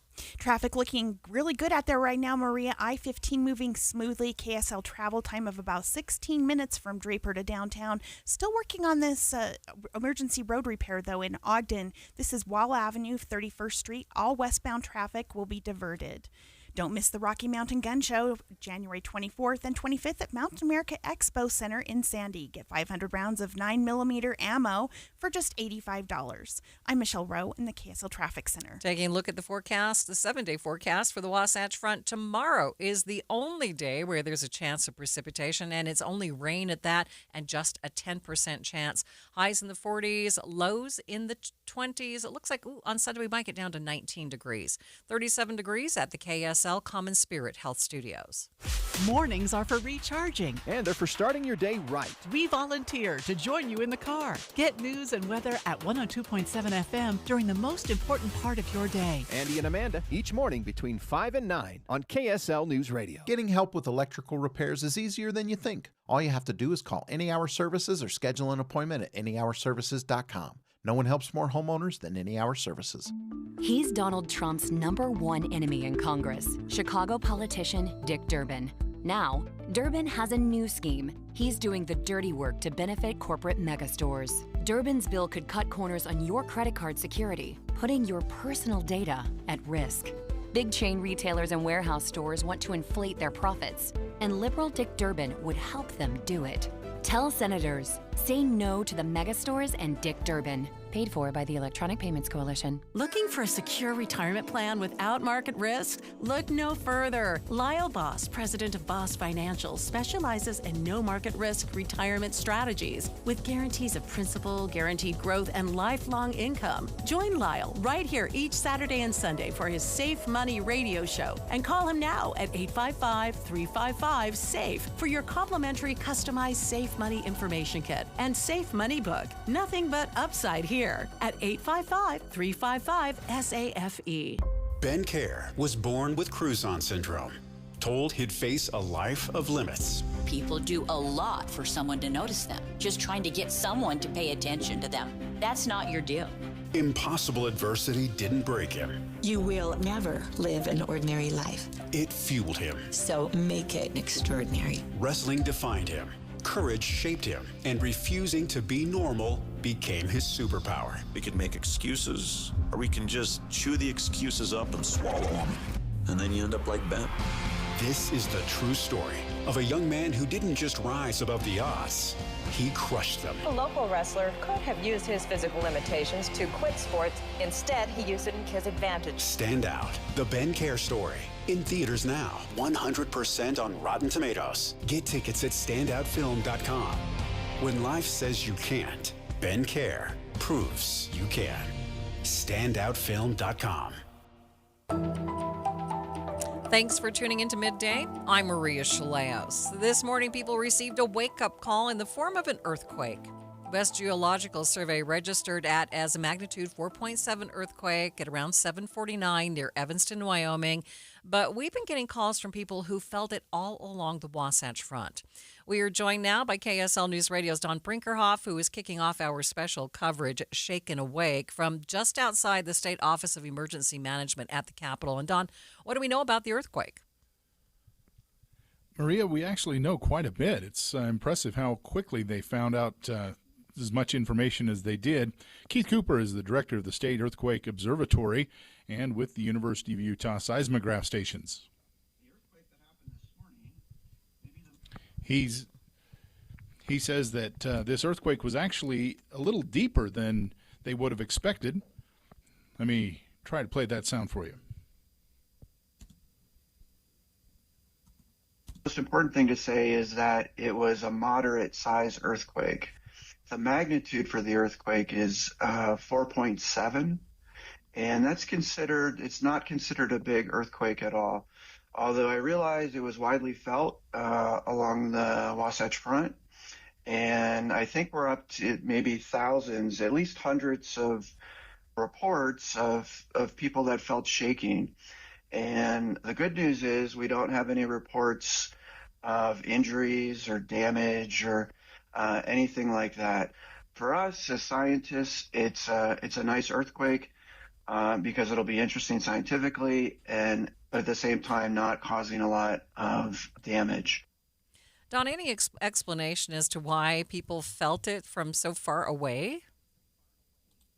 Yeah, it's really interesting. In fact, that was one of my favorite answers that he gave. One of the questions I asked was, why did we feel this so far away? The answer I thought was rather interesting. The rocks in this area are sort of older and colder and stronger than the rocks when you get closer to the Wasatch, and certainly when you cross to the west across the Wasatch. And so because the rocks near where this earthquake happened are very strong, they are very good at transmitting the energy, right? So instead of the rocks absorbing some of the energy just goes through and is transmitted efficiently. And that means that we're going to get a relatively big a felt area. So sort of to your question, there probably are more people that are able to feel shaking from this earthquake than if this earthquake had happened, let's say, to the west of, out in the desert or on, the other side of the Wasatch. I thought that was really interesting that it was because the rocks are older and harder that it made it transmit as far as it did. All right, Don, appreciate your help. That is Don, KSL News Radio's Don Brinkerhoff, who's reporting from just outside the State Office of Emergency Management at the Capitol. Hundreds of people from around northern Utah reached out to us here at KSL News Radio talking about feeling the shaking this morning. That includes Merlin from Taylorsville, who says his cats felt it first. Yeah, they knew something was going on like a minute or so before, and then it just kind of shook things, and I'm going, okay, well, now I know why the cats were crazy. How long did it last? Do you have a sense for that? About a half minute, 45 seconds maybe. A little while. And then there was another one a few minutes later, and I think they felt it too. They've been haywire ever since it happened. Anthony also called in. He was at the Salt Lake City Costco parking lot. I felt like somebody bumped into my car, and actually it must have been the earthquake because nobody was anywhere near my car. So you thought you actually got bumped by somebody else in the parking lot? That's right. That's interesting. And how long did it last from your perception? It was very short. Very short. Like 10 seconds? Yeah, not even 10 seconds. Maybe 4 or 5 seconds. Here's what Dave in West Haven had to say. I'm a school crossing guard for the new elementary, and I was sitting in a guy's yard. He actually parked there, and he likes to prank me a lot. And I was sitting there, all of a sudden my truck started shaking, and I'm looking for him because I thought he was out there shaking my truck. No, nobody was there. Linda from Sugar House and Chris in Kearns were both shaken while in bed. Yeah, I was laying in my bed, flat on my back, and I felt the little jiggle, and I knew I hadn't turned over or anything, so it was just a short, subtle thing. Sounded like a gust of wind and just a little rumble on the bottom of the bed, and I'm like, okay, I guess that was an earthquake or a truck going by or something. Dozens of people also texted us their experience this morning. One person said that their daughter is at the U in a fifth-floor apartment, and it knocked her off her bed. But she says it was time for her to wake up anyway. Another person said working on the fifth floor of the Salt Lake Temple, they didn't feel a thing. The seismic upgrade must be working there. A couple others told us that they had picture frames or other small items knocked over. Thousands filled out a report and said they felt the shaking on the USGS website.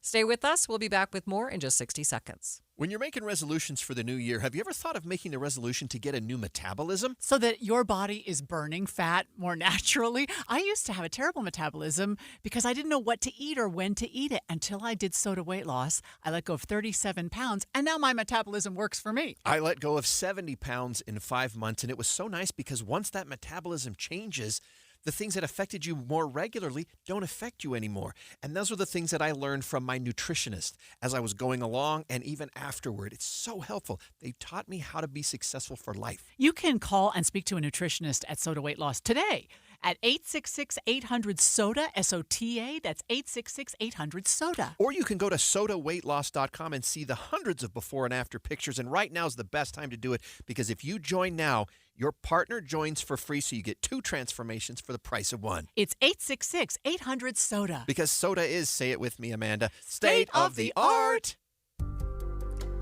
Seismologists say we live in an earthquake country, which means that there is always a risk that a quake could happen, and it could be more damaging than the one we saw this morning.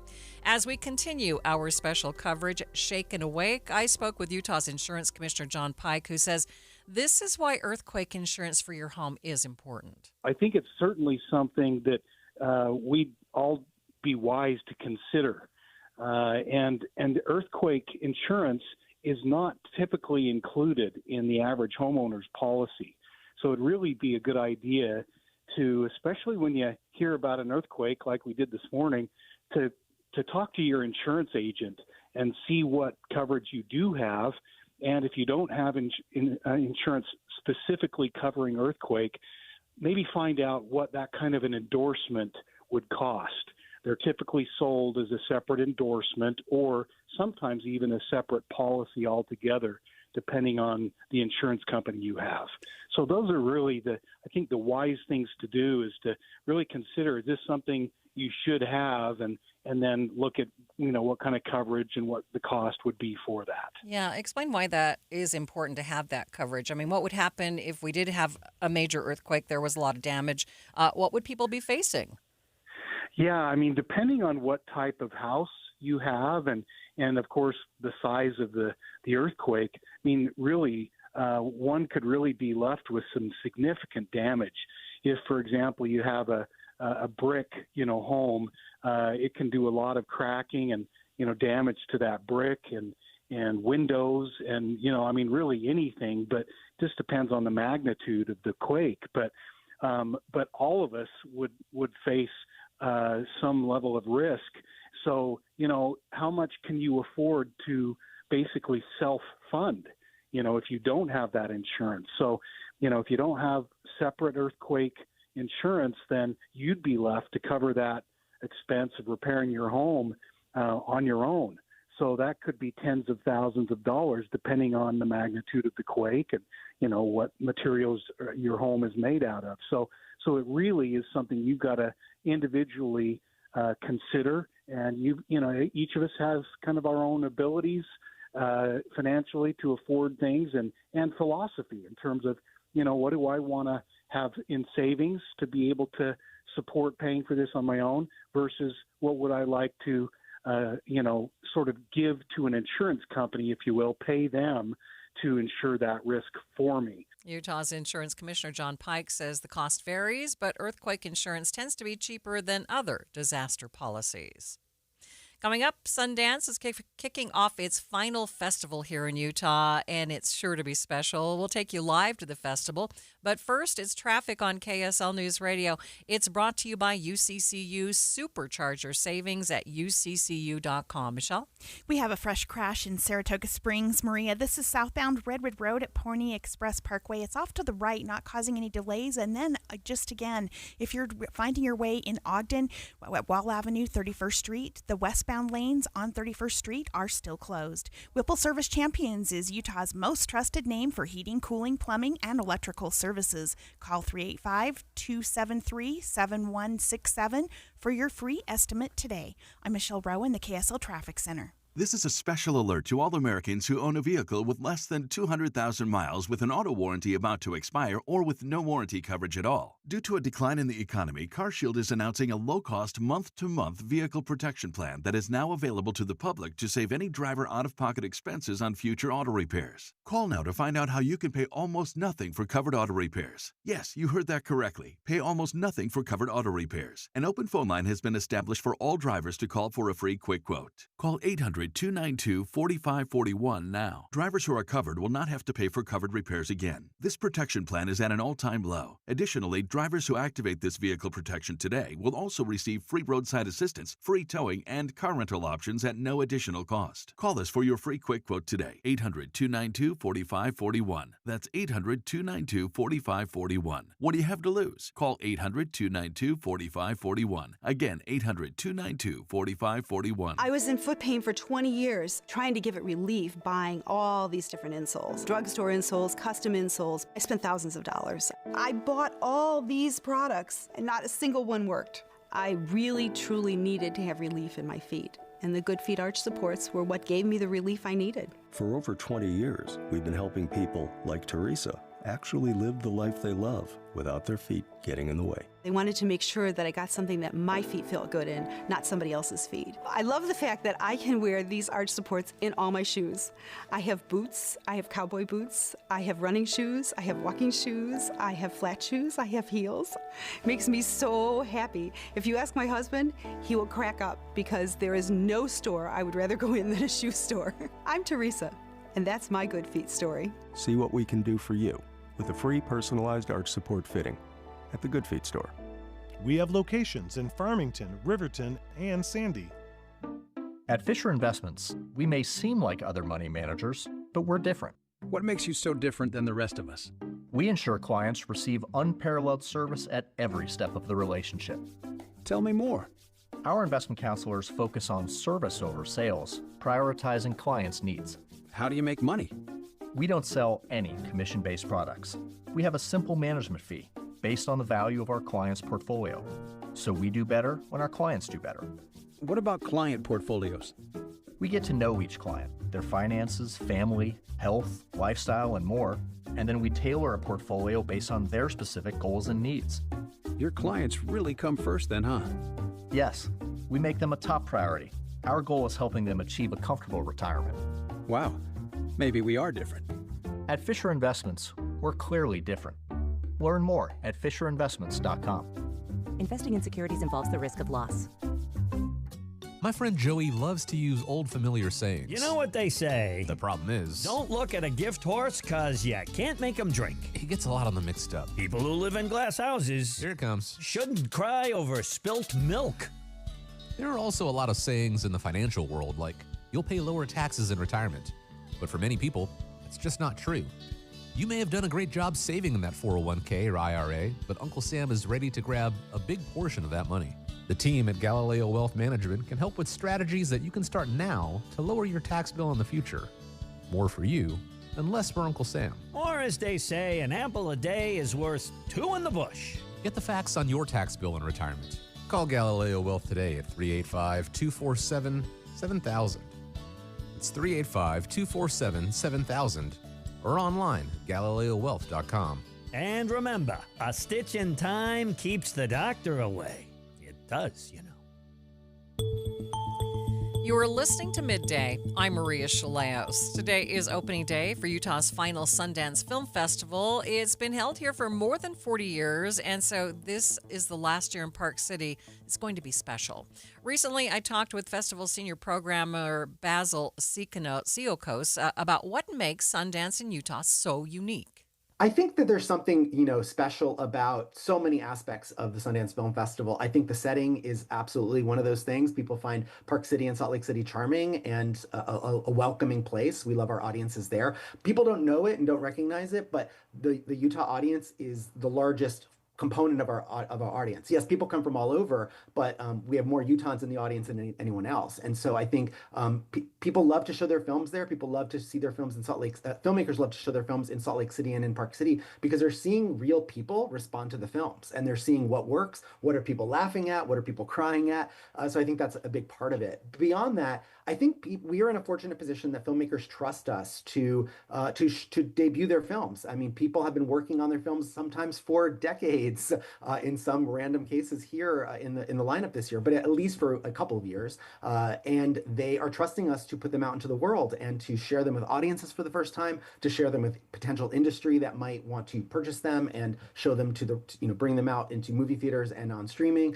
So I think people trust that we have a taste level that is and a track record that shows that these films are connecting and resonating with audiences. So they come back because they want to see what is the next thing. We very much we show films that are by filmmakers that are known, but we also very much are debuting filmmakers each year. This year there's 40% of the lineup is first-time feature directors. So that's important for us that we are introducing these people to audiences for the first time.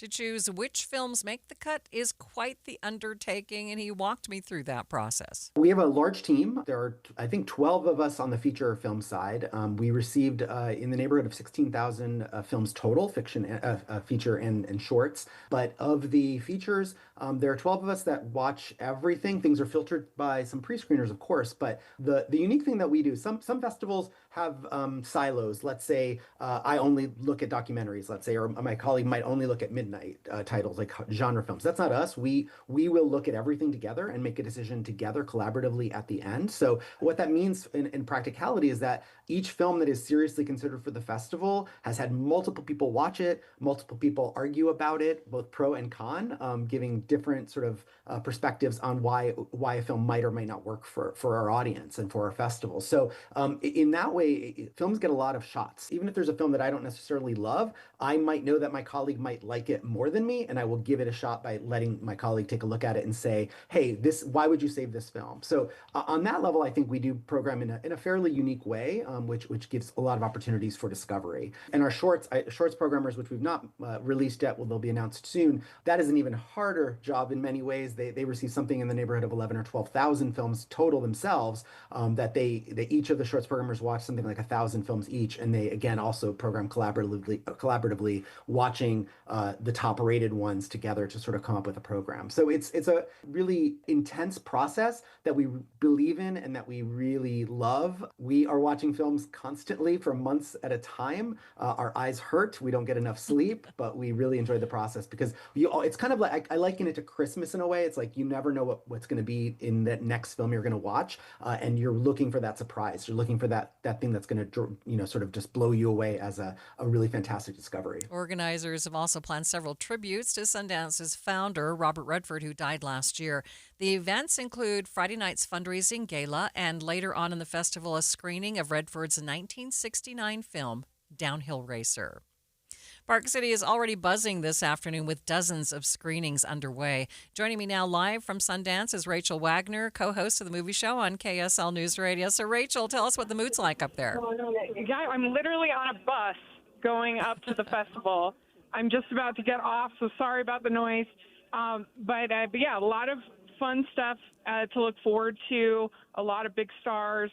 So it's very exciting. So what are some of the films that we should be watching out for? So a big one is The Gallerist with, that one has Natalie Portman and Jenna Ortega.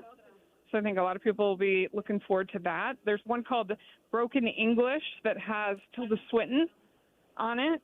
So that's exciting. And there's a movie about the Great Salt Lake, a documentary that I think a lot of local will be interested in, that I think it premieres tomorrow. So people really love seeing the celebrities come out to Park City. Any indication as who we might be seeing this year? I am not as clued in. I kind of just focus on the movie, so I'm not 100% sure on that front. You're not watching for the stars out there? Yeah.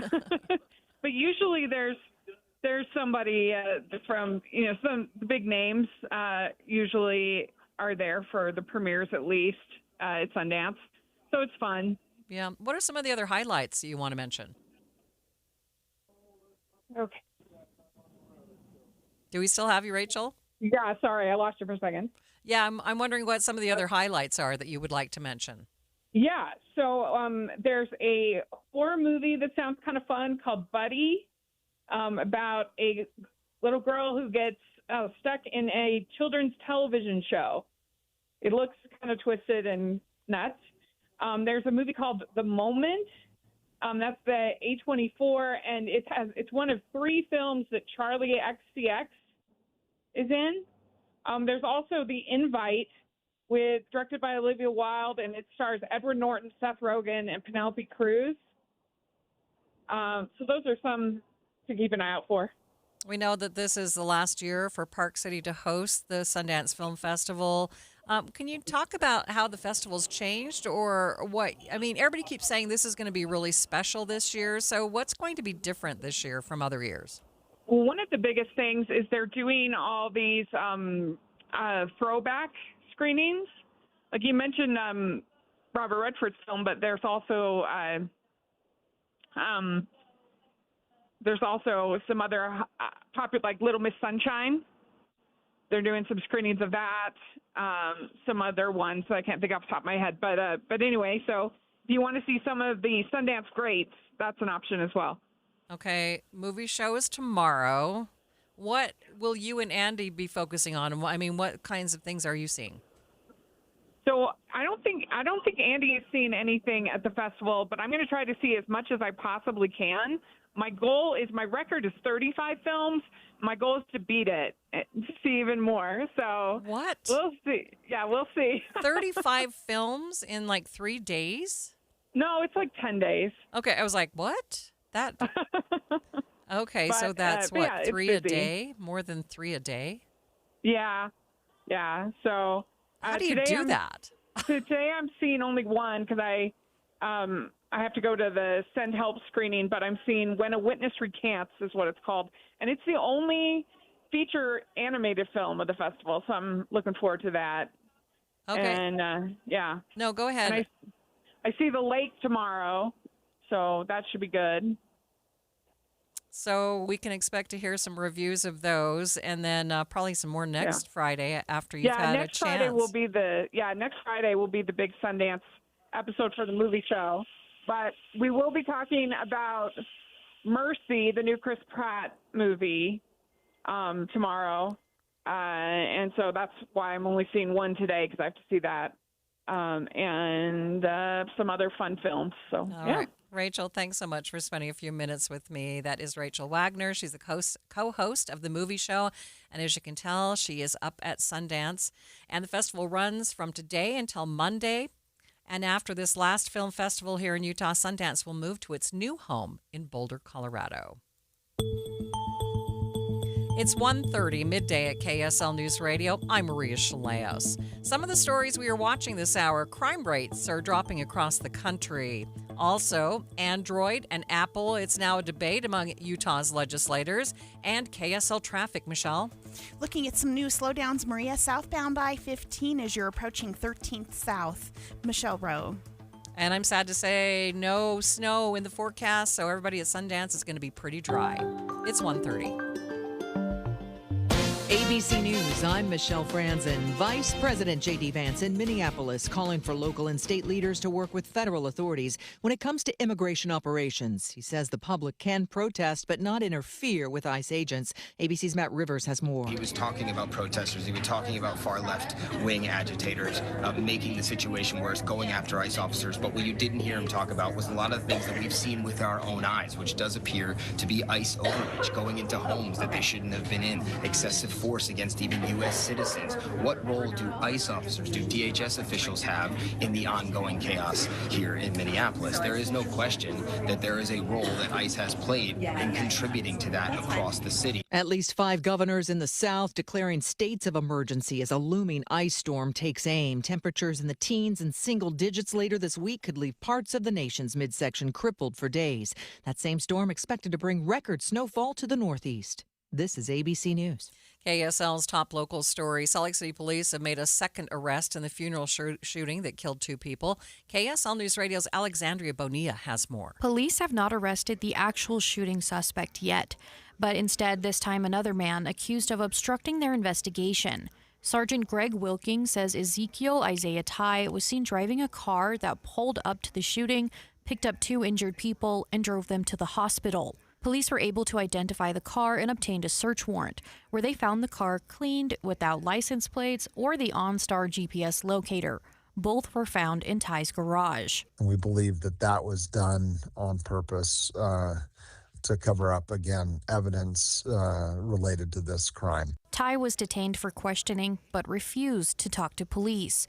Alexandria Bonilla, KSL News Radio. Other local stories KSL is following. A 4.7 magnitude earthquake felt by thousands around northern Utah this morning was centered about 25 miles south of Evanston near the Uintas. But geologists say it struck deep in the ground, which makes it more difficult to study. KSL News Radio's Randall Jepson has more. The earthquake epicenter was 9 miles deep, according to Adam McKean. He's the Utah Geologic Survey Hazards Program Manager, and he tells Inside Sources, right now, pinpointing the exact fault line, it's going to be tough. Without a larger earthquake rupturing the ground surface, it's really difficult for us to know which fault it is on. As to why some people felt the shaking and others didn't in the same house, he says there's a lot of variables, including your exact location and what you were doing at the time. Randall Jepson, KSL News Radio. A Utah lawmaker wants colleges and universities in Utah to conduct threat assessments before major public events on campus. Senator Kathleen Reeby says she wanted to push this proposal after Charlie Kirk was murdered on the Utah Valley University campus. She also wants to require outside organizations sponsoring on-campus events to have liability insurance. Senator Reeby says this is something that outside groups already need when holding major events at places like the Delta Center. All of these different types of displays have frameworks in place that provide insurance, they provide medical backup, they have something in place. Utah Board of Education, Higher Education tells KSL they've also been working to address some of these concerns through a new task force. Taking a look at your money at this moment, the Dow up by 287 points, sitting at 49,365, losing some ground in the last half hour. S&P up by 30 and the NASDAQ up by 172 points. Traffic and weather, it's brought to you by UCCU, transfer savings, earn more. UCCU, love where you bank. Here's Michelle Rowe. That little slowdown southbound I-15 leaving downtown has eased nicely, but they're still working on the crash in Saratoga Springs. This is Redwood Road and Pony Express Parkway. It's causing a little bit of slowing because there's been emergency vehicles coming and going. Michelle Rowe in the KSL Traffic Center. When it comes to the 7-day forecast, what you see is what you're going to get. The only slight change might be tomorrow with a very slight chance of showers, a 10% chance of rain. Right now, 37 degrees at the KSL Common Spirit Health Studios. A reminder about the simplest way to get updated for your day. Hit your KSL preset when you jump in the car, and we'll take care of the rest. Hear key news updates and traffic reports. Andy and Amanda from 5 to 9 in your car. KSL News Radio at 102.7 FM. If you've ever wondered how to create predictable income for your retirement, and further, how to make it tax-free, we invite you to join us for the Tax-Free Retirement Show, Saturday afternoons at 5. And also to learn about the Retirement Income Maximization Strategy, or RIMS report.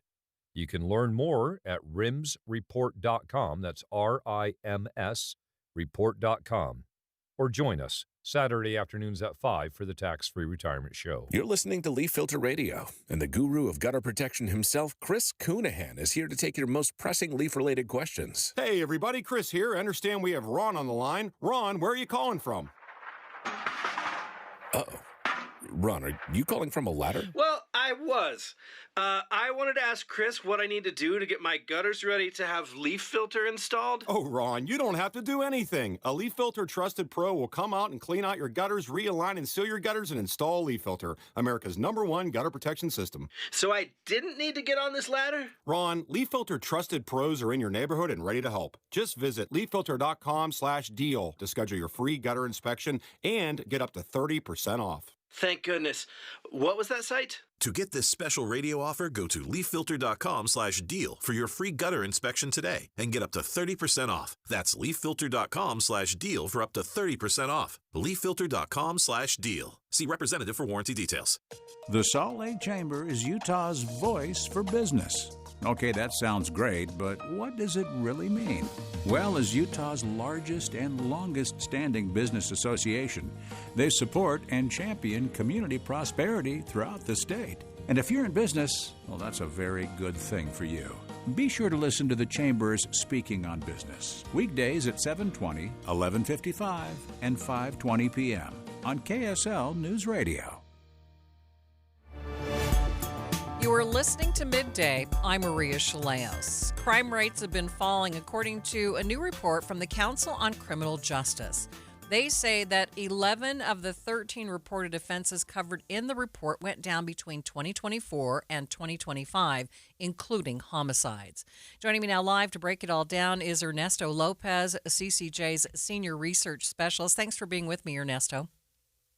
Thank you for inviting me. So let's talk about some of the highlights. What did you see in this report that really caught your attention? Well, as you mentioned, almost all the offenses we track, 11 to 13, are down from 2025, down in 2025 compared to 2024. That's something we've been tracking really since the beginning of the pandemic.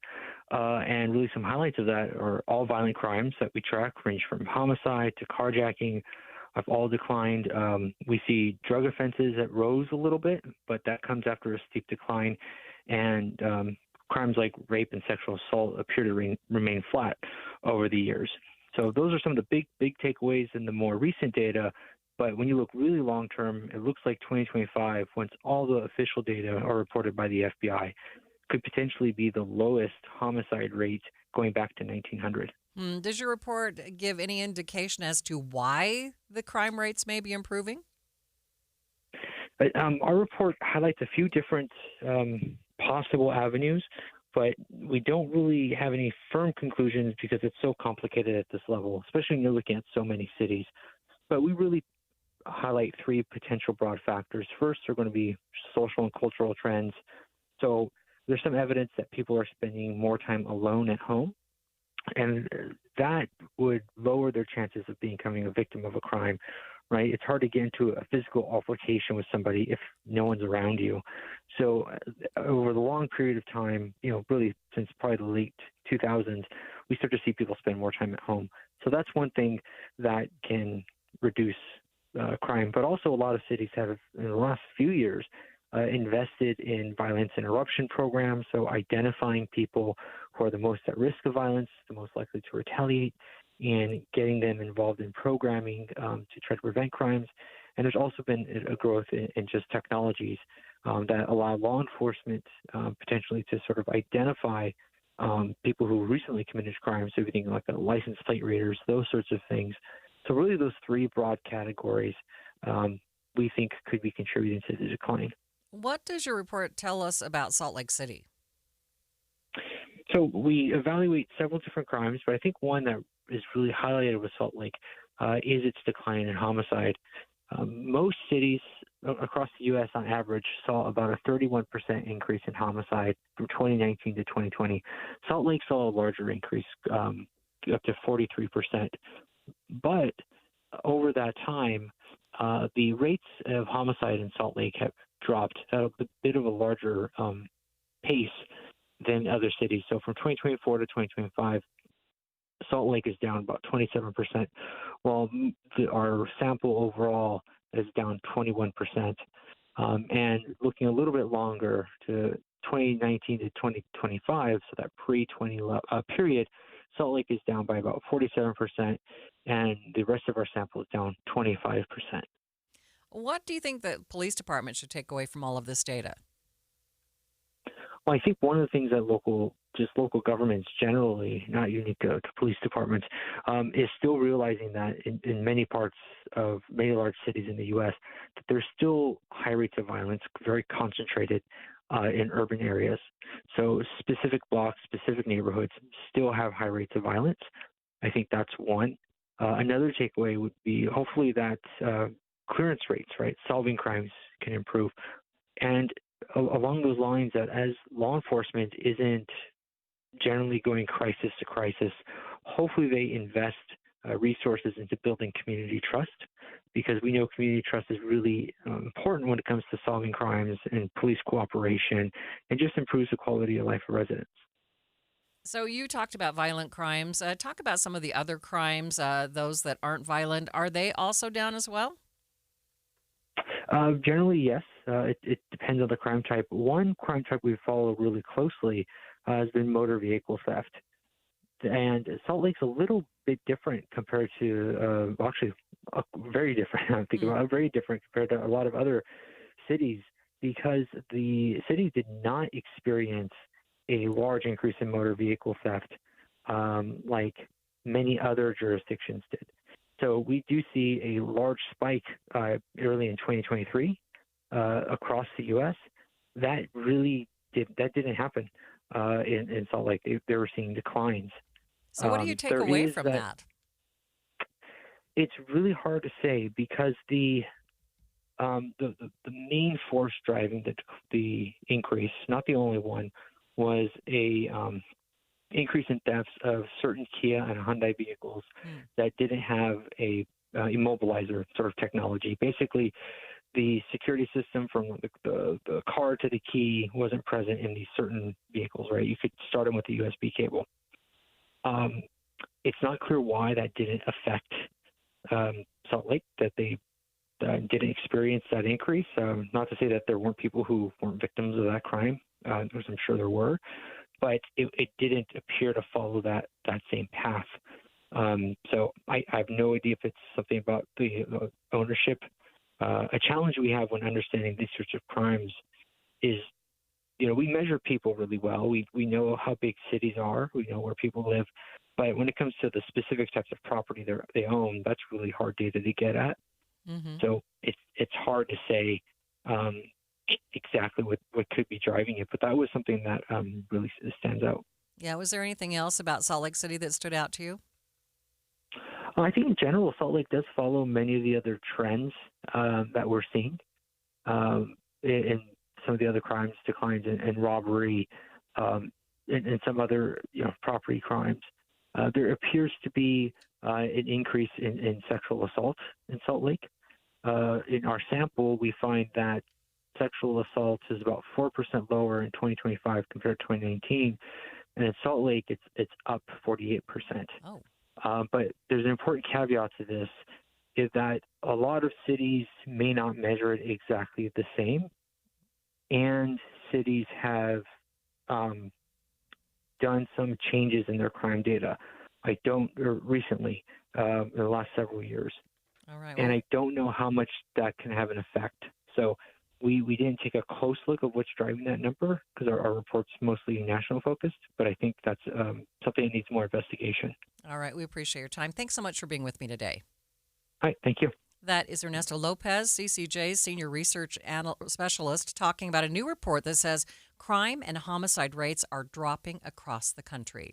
Midday continues in just 60 seconds. When you're making resolutions for the new year, have you ever thought of making the resolution to get a new metabolism? So that your body is burning fat more naturally? I used to have a terrible metabolism because I didn't know what to eat or when to eat it until I did SOTA weight loss. I let go of 37 pounds, and now my metabolism works for me. I let go of 70 pounds in 5 months, and it was so nice because once that metabolism changes, the things that affected you more regularly don't affect you anymore. And those are the things that I learned from my nutritionist as I was going along and even afterward. It's so helpful. They taught me how to be successful for life. You can call and speak to a nutritionist at SOTA Weight Loss today at 866-800-SOTA, S-O-T-A. That's 866-800-SOTA. Or you can go to sotaweightloss.com and see the hundreds of before and after pictures. And right now is the best time to do it, because if you join now, your partner joins for free, so you get 2 transformations for the price of 1. It's 866-800-SOTA. Because SOTA is, say it with me, Amanda, state of the art. We are continuing our special coverage, Shaken Aware, on KSL News Radio. Today's earthquake was minor, but it prompts some thinking about what would happen in a major earthquake and what would happen to our pets. Utah Senator Jen Plum has introduced a bill to address that situation. Senate Bill 70 requires a county, city, town, emergency operations to make a plan for sheltering people and their pets. And I am running this bill, which is basically a natural disaster amendments bill, to ask our state and our emergency planners to have a piece in their emergency plans that addresses individuals who have companion animals or pets. Plum recalls a story about a dog during a hurricane. Kind of Hurricane Helene days, there was a dog that was left tied to a fence post, and as the water rose and rose and rose, a police officer actually saw this little head sticking up out of the water and went and rescued them, ultimately ended up adopting that dog. Plum says her bill also amends language regarding aggravated cruelty to an animal to include restraining a pet outside during a disaster. There is no price tag attached to the bill. The hope is that it invites conversation and removes away any hurdles. But she never takes things for granted in the legislature. I'm always open to conversations, though. If there are people who would like to bring up points I haven't thought of, I'd like to make sure that they get addressed, and that if we need to do some language changes, we do that. She is a physician in an emergency room where she relies on a preset plan in the event of emergency walk-ins, and she says the bill just asks people to plan in advance. You pull out the outline, you look at item 1, 2, 3, you look at item A, B, C, and you say, all right, for this, here's what we're doing, contact this. For this, here's what we're doing, contact this. And a plan helps us be better in our responses and safer in our responses. So I've tried to reach out to as many of the folks who think about these spaces and say, let's be smart about it without putting too much heavy-handedness or burden. Yeah, Blum says there is no heavy-handedness intended in the bill. Why don't we address that by making there be safe spaces for them to go in their disaster response or their sheltering response where they can take their companion animals? So this bill is asking us as a state and in our emergency management spaces to just have this as part of your disaster plan. But she says she also understands the choices that pet owners would be faced to make. If there was a situation where I couldn't take my companion animals with me, I might make a risky choice that would not only put me at risk, but would put the first responders who would try to come assist me at risk. And that's not what any one of us wants. The bill is scheduled to be heard this afternoon. Android versus Apple, it's a long-standing debate that's now made its way to Utah's capital. But first, it's traffic on KSL News Radio. It's brought to you by UCCU Supercharger Savings at uccu.com. Michelle? An update on the crash in Saratoga Springs. This is Redwood Road and Pony Express Parkway. They are now blocking the southbound right lane as they're working on trying to get the crash clear. Looks like maybe they're trying to get some debris out of the road. And also for drivers that are up in Ogden, still working on this emergency road repair. This is Wall Avenue, 31st Street. You will not be able to go westbound on 31st Street. When you need the financial products and services for every stage of life, Cypress Credit Union is there for whatever the future holds. Visit cypresscu.com today. I'm Michelle Rowe in the KSL Traffic Center. If you're like a lot of other people, you've given up on your New Year's resolutions already. And if one of those was really to get fit, to take off those extra pounds, I want you to know about Salt Lake City Fat Loss. This is really a great all-natural program. It really took all of the excuses out of losing weight for me. I would say, hey, I don't have an hour a day to work out. I can't lose weight, those kinds of things. And without a plan, you really can't do it on your own most of the time. I've lost more than 40 pounds with the help of Salt Lake City Fat Loss. Like I said, it's all natural, easy to stick with. There are no side effects. It works quickly, so you want to stick with the plan. They have a great app that helps keep you accountable. It gave me great resources and recipes that really helped me be successful. Plus, you can reach out and ask questions at any time. But you want to act fast if you need to save some money. Right now, you can save 20% off, but it's only for a limited time. They've extended their huge New Year's sale. So if you want to lock in those savings, you need to go to slcfatloss.com to do that. And whether you want to just look better, boost your energy, improve your health, Salt Lake City Fat Loss works. Many of their clients lose up to a pound per day. Find out how at slcfatloss.com, slcfatloss.com. Respiratory virus season is quickly approaching, meaning we'll see more flu, COVID, and RSV in our community. The good news is vaccines are available that will help prevent these infections and keep people healthy. For flu and COVID, everyone aged 6 months and older are recommended to be vaccinated to help protect ourselves and our families against serious illness. Fall remains the best time to be vaccinated. Respiratory viruses circulate year-round, but peak late fall through winter. Your doctor can recommend which vaccines are best for you and your family. Brought to you by Intermountain Health and KSL News Radio.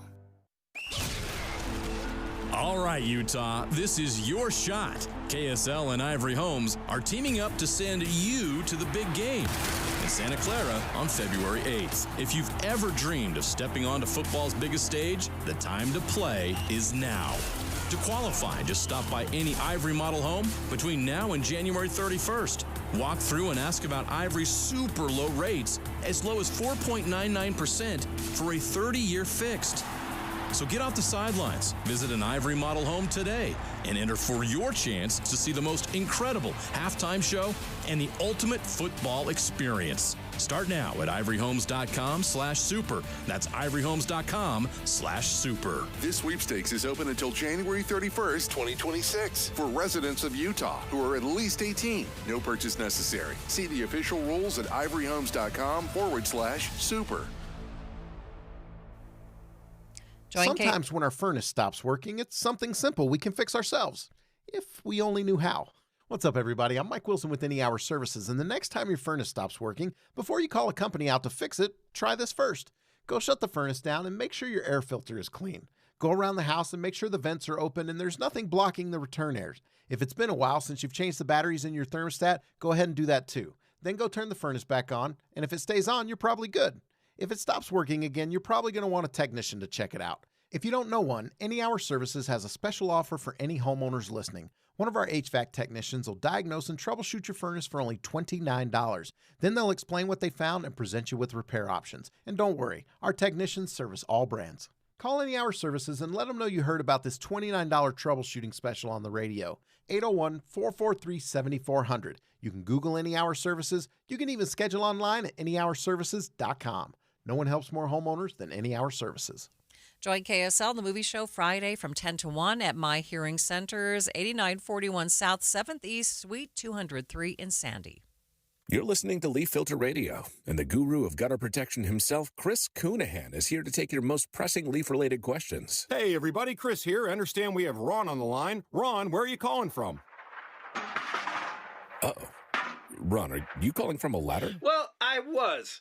I wanted to ask Chris what I need to do to get my gutters ready to have leaf filter installed. Oh, Ron, you don't have to do anything. A Leaf Filter Trusted Pro will come out and clean out your gutters, realign and seal your gutters, and install Leaf Filter, America's #1 gutter protection system. So I didn't need to get on this ladder? Ron, Leaf Filter Trusted Pros are in your neighborhood and ready to help. Just visit leaffilter.com/deal to schedule your free gutter inspection and get up to 30% off. Thank goodness.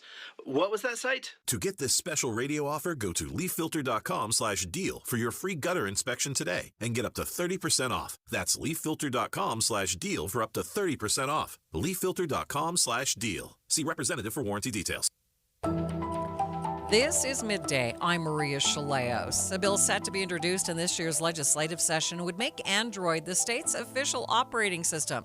I mean, if Utah can have a state dinosaur, why not a preferred operating system? KSL News Radio's Brianna Willis has more from the bill's sponsor. Senate Majority Leader Kurt Collimore tells KSL reporters someday everyone will admit Android has a better operating system. He joked about facing discrimination from iPhone users who give him a hard time about his green text messages. If the bill goes through, it joins ranks with Utah's state cooking pot, state crustacean, and state tartan. Okay, while this might all seem like a joke, even to other senators who laughed and questioned it, it is actually an official bill. Now, we asked you the question on Facebook, Apple or Android. Rick commented, this is satire, right? Monty said, I choose Android, but everyone should have the choice. And then if you want to share your opinion, you can just head to the KSL News Radio Facebook page and let us know your thoughts in the comments. With technology entering our classrooms more and more, writing with a pen and paper seems to be a dying art, and learning cursive even more so. On this episode of Start Here, host Brad Milkey talks about the cursive comeback as New Jersey mandates handwriting lessons for the first time in a decade. When people reminisce about the good old days, there are lots of things to gripe about. Kids these days don't have to walk to school anymore. They don't know how to talk to a customer service person or make eye contact since everything's online. Well, this week, in one of his final acts in office, outgoing New Jersey Governor Phil Murphy got a cheer from the old folks when he announced cursive is coming back. That's right, cursive lettering, the script of the founding fathers and poet laureates and your grandparents, will once again be taught in the 3rd through 5th grade. Many students stopped learning cursive back in 2010 when New Jersey and several other states adopted so-called Common Core standards. Common Core argued that handwriting lessons were no longer as relevant or valuable as, say, typing. And yet some kids have been surprised by just how big a blank spot that left. What does that say? My name is Liam. This is Liam Tanis of Wayne, New Jersey. He's the 11-year-old son of Tara, our senior manager of news gathering. Can you read that? I'm in 5th grade. We're establishing here that Liam can read my block print handwriting. When it comes to my cursive, though, it's tougher to make out. My favorite podcast Yeah? is... I have no idea. Liam says a couple years ago in 3rd grade, his class did get a quick primer. They learned what cursive looks like. We got a very brief book for a few days. It didn't really teach us, and then they just ended it. Like, they never talked about it again. This is actually about the same process our producer Emily went through. She's now 25. She was at the front of this educational revolution and basically got no cursive instruction growing up. She's almost like a look into Liam's future. Can you read this? My favorite podcast is Start Here. In fact, she taught herself how to read cursive just through osmosis. Do you feel like you've needed it since then or not? No. I mean, like, unless my grandma writes me a card. And yet talk to Liam, and he wishes he would get a cursive class. It's good for signatures and all, like, official documents, where it feels more fancy than print. He recalls moments when he couldn't understand writing that appeared on movie screens. While officials said for years that it wasn't practical, he thinks some grown-ups must definitely need to write in script. What do you want to be when you grow up? Lawyer. This apparently was his polite answer for ABC News. His mom prompted him to tell us what he actually wants to be. NFL player. Well, you got to do autographs. Oh, I forgot about autographs. Yes. Oh, it's almost more important for you, Liam. Actually, that's right. Oh, you're going to be in trouble. Next school year, when this rule takes effect, he'll have aged out of the 5th grade while his younger brother gets a cursive crash course. Liam's trying to hide his jealousy and is teaching himself in the meantime. Have you ever tried to write a signature, by the way? Have you developed a signature, a Liam signature? Oh, actually, it's funny you said that because 2 days ago-ish, I searched it up and did my best to write it. I don't think it turned out that bad. I asked him to show me. He quickly grabs some paper and a pen. I think it's like... And to me, this is the advertisement for this policy. Like, Liam is excited. He's learning. He's trying something new on his own. Educators say handwriting improves fine motor skills. It connects your rational and artistic sides of your brain. Now, will he spend time in college or at work writing longhand notes? Probably not. But education, deep down, is about teaching young people how to be lifelong students. Someone who wants to learn. Let's see this. Whoa! I like it. This looks like an adult has just signed a certificate of some sort. And right now, Liam is someone who loves learning with a flowing capital L. And that was Brad Milkey on the Start Here podcast. KSL FM Midvale. KSL Salt Lake City. From the KSL Common Spirit Health Studios, this is KSL News Radio. Utah's news, traffic, and weather station. School safety changes in the works in the wake of the murder of Charlie Kirk. And when I look at what we're doing on our campuses, we're really asking our campuses to take on a lot of the security without a lot of support or actual understanding of what's happening. The time is 2 o'clock on Thursday, January 22nd. It's midday. I'm Maria Shilaos. Coming up, a new campus safety bill to prevent tragedies like what happened at UVU last year. Also this hour, a live report from Jerusalem on the impacts of President Trump's Board of Peace. We're going to be very successful in Gaza. It's going to be a great thing to watch, and we can do other things. We can do numerous other things. Once this board is completely formed, we can do pretty much whatever we want to do. But first, our top stories. This morning's earthquake was felt from Provo to Logan. KSL News Radio's Don Brinkerhoff has more. The director of the State Earthquake Observatory says part of the reason this quake was felt from so far away was that the rocks it was in are older and harder than the rocks along the Wasatch Front, which allowed the energy to travel farther than it normally would have. It's possible that there could be a magnitude 4 aftershock or 3.9 or 3.8, something like that. And that might be big enough to cause, the seismic energy would travel from the east and then cause shaking here in the valley. Keith Cooper with the University of Utah Seismograph Station says the fault where this earthquake happened isn't connected to our faults here along the Wasatch Front, but if the quake had been stronger, it could have triggered quakes here. Don Brinkerhoff, KSL News Radio.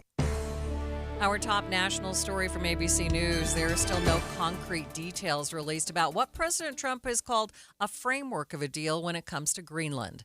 ABC News White House correspondent Karen Travers has the latest from the president. While traveling back to Washington, President Trump posted on social media, quote, "The Greenland structure is being worked on and will be amazing for the USA. But there are still few details about what this means for the future of Greenland. The White House only saying today that if the deal goes through, the U.S. will be, quote, achieving all all of its strategic goals with respect to Greenland at very little cost forever. A NATO spokesperson told ABC that trilateral talks between the U.S., Greenland, and Denmark are ongoing. Karen Travers, ABC News, the White House. Your money at this moment. At the close, the Dow up by 306 points, sitting at 49,384. S&P is up by 37. The NASDAQ up nearly a full percent, up by 211 points. Traffic and weather together. It's brought to you by UCCU. Supercharge your savings at uccu.com. Michelle? Still seeing good speeds for drivers on I-15 across the Wasatch Front. They're in the final clearing stages of the crash in Saratoga Springs. This is Pony Express Parkway and Redwood Road. Are you tired of dealing with missing teeth? Are you ready to ditch the dentures? The experts at Stubbs Dental can change your life with dental implants. Get started at stubbsdental.com today. I'm Michelle Rowe in the KSL Traffic Center. Well, we've now hit that record of the driest winter in history and not much precipitation in the 7-day forecast as well. Just a very slight chance tomorrow, a 10% chance of rain. Other than that, things look just a few clouds in the forecast. Right now, 39 degrees at the KSL Common Spirit Health Studios. The sources where we get our news matters. When you listen to Utah's Morning News, we want you to feel the stories are important to you and trustworthy. This is Amanda Dixon. And I'm Andy Farnsworth. Join us weekday mornings on KSL News Radio.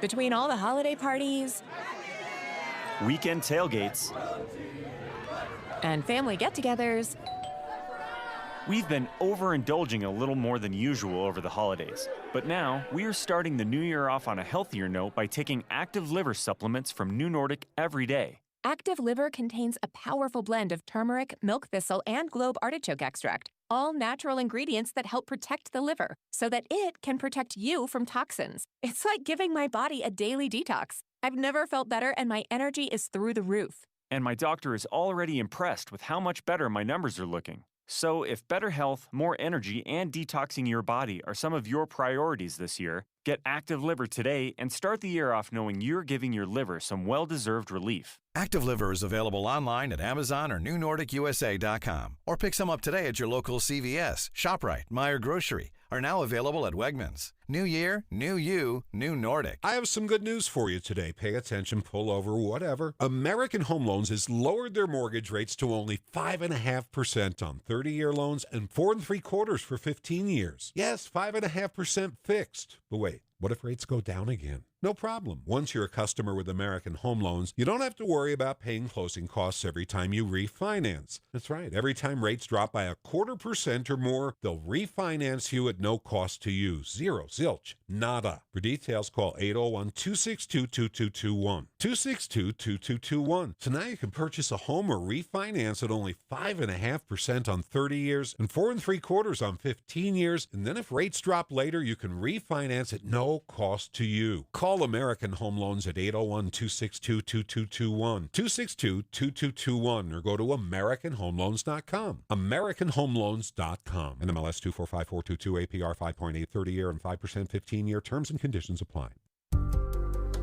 Thanks for tuning into Midday. I'm Maria Shilaos. A Utah lawmaker is looking to require new safety measures on campus intended to prevent future tragedies like the murder of Charlie Kirk at Utah Valley University. State Senator Kathleen Reeby wants our colleges and universities to all conduct threat assessments before major public events on campus. That includes going over what's being said on social media, documenting any threats received ahead of time, and looking over the event location to see what level of risk there is for something to go wrong. Senator Reeby says she also wants outside organizations holding events on our college campuses to have liability insurance and an agreement to help with security at the event. So the reason that this bill was so quickly implemented or asked for after what had happened at UVU is because this is something that I've been thinking about for a while with some of the other events that have happened on our campuses. And when I look at what we're doing on our campuses, we're really asking our campuses to take on a lot of the security without a lot of support or actual understanding of what's happening. You know, thinking about having an institution like UVU absorbing the cost for a influencer that has $1 billion budget, there's no reason why we should be providing all that security. So I still think the part about having that insurance in place and having a contract with the people that are coming onto your campuses There's a saying up here that if you're not if you're not at the table, you're on the menu. So I think giving them that agency to be at the table so that they can dictate the rules of why they're coming to their campuses, how they're going to come to their campuses, the security they're going to provide is really important. And so keeping in that insurance, that risk assessment, and then also having the ability to move the risk assessment as we start to see social media or any other external agencies highlight what's going to be happening at one of our institutions. Senator Reeby says when you go to an event like a concert at the Delta Center or another large gathering place, the outside groups holding these events have to have an agreement like this. All of these different types of displays have frameworks in place that provide insurance, they provide medical backup, they have something in place. So even Red Bull Rampage, they just don't say, oh yeah, show up and do whatever you need to do, right? There's frameworks around them that if something happens, there's a contingency plan. If this happens, there's a contingency plan. And those agencies are part of that contingency plan, and they are responsible for paying the police and the fire and the traffic mitigation. And when we look at what happened there, did that agency or did that foundation actually have the money to protect their own speaker better than we did? And shouldn't they be a partner in these conversations when we have people speaking at our universities? Utah Board of Higher Education tells KSL News Radio they appreciate what Senator Reeby is trying to do. In fact, they are already trying to address some of these safety concerns through a new task force. Oddly enough, I'm not part of that task force. I would like to be a part of that task force. So this bill stood independently, and as it was numbered and then released, they were contacting me, and I became more aware of the work that they were doing. I earnestly want to work hand in hand with my educational institutions. I do not want to create any more unrest or policies or unfunded mandates to curtail their ability to do the work. So I'm just here to support our institutions. And then, if they need a little bit of help getting some part of it across, I would love to help them cross it across the finish line. But if they're doing the same work that's in my bill, I much prefer institutions to recognize their own needs and deal with their own house instead of heavy-handed legislation that comes from us. Senator Reeby says she's fine so long as these concerns are addressed on some level, even if that means that she has to change her bill or put it on hold altogether. Salt Lake County's Northwest Valley is a vibrant and growing region, but still there are some noted differences in health outcomes. The Kempsey Gardner Policy Institute has been looking into this and has just come out with their third installment of research looking at the gaps in access to care and health outcomes. Joining me now live is Melanie Beagley, Senior Health Research Analyst at the Gardner Institute. Thanks so much for being with me, Melanie. Yeah, thanks for having me. So does your research help us understand why there's a disparity between the Northwest Salt Lake County and the rest of the county? Yeah, so as you mentioned, our report looks at not just health outcomes, but it also looks at indicators measuring access to health care and social drivers of health that are really crucial to helping individuals stay healthy as well as manage health conditions when they do exist. So when we think about some of these differences, I think we can also look at those contributing factors. So taking access to health care as an example, we find that Northwest Salt Lake County's uninsured rate is just over 17%, which is nearly double the state and county rates of uninsured status. And we know through research that individuals with health insurance are much more likely to get preventive care when compared to the uninsured, which can help them, again, kind of catch those health problems early, help them manage their health when they do have conditions that are chronic so that they don't worsen over time. And then when we consider kind of those other indicators that we looked at, so those social drivers of health, that can again be those, drivers of our health outcomes. We know, for example, that healthy diets and feeling socially connected and supported are protective factors against poor health. They help us maintain or improve our physical health, avoid chronic conditions, improve our emotional well-being. And so when we look at the data in this report, we find that about 1 in 4 Northwest Salt Lake County residents report nutrition insecurity, which again is higher than the county average, which is about 19%. And again, another 1 in 4 don't get the social and emotional support that they need. So I think these access challenges and these social drivers of health can perhaps point to some of why we see these differences in health outcomes in that region of our county. So what surprised you the most about the study? Yeah, when we look at some of the nuance in the data, so I am surprised by some of the variation in outcomes we find across communities within that northwest part of Salt Lake County. So just to give a few examples, when we're looking at health outcomes, nearly half of Kearns and Magna adults live with obesity, while other communities in that same region are around 30% living with obesity. Similarly, over 70% of Kearns and Taylorville adults get their annual preventive checkup, compared to under 60% of Glendale adults. So kind of some of these gaps that we're seeing and differences we're seeing just within the region, I think was a bit surprising for me. So, Melanie, how do you hope that your research will be used to improve things? Yeah, so like all of our reports, I feel like at the Gardner Institute, we do hope that the data and the research can help inform decision makers, whether at the state or local level, in the work that they do. But we hope that these reports can help maybe inform where there might be opportunities to invest in improving access to healthcare, improving some of those social drivers of health. And I think as we look to the opening of the U Health Hospital in West Valley City in the next, few years before 2030, we hope that maybe this can act as a baseline in potentially measuring impact for future investments like that hospital. So also more reports to come in the Northwest Valley. So, definitely health important, but looking at economics, education, and housing, and hopefully, again, this can inform our decision makers, our public partners, our nonprofit partners, and community members, just to kind of better understand the landscape of Salt Lake County. All right, Melanie, thanks so much for being with me. Yeah, thank you so much. And that is Melanie Beagley, Senior Health Research Analyst at the Gardner Institute, talking about a new report on the disparity in health outcomes in Northwest Salt Lake Valley.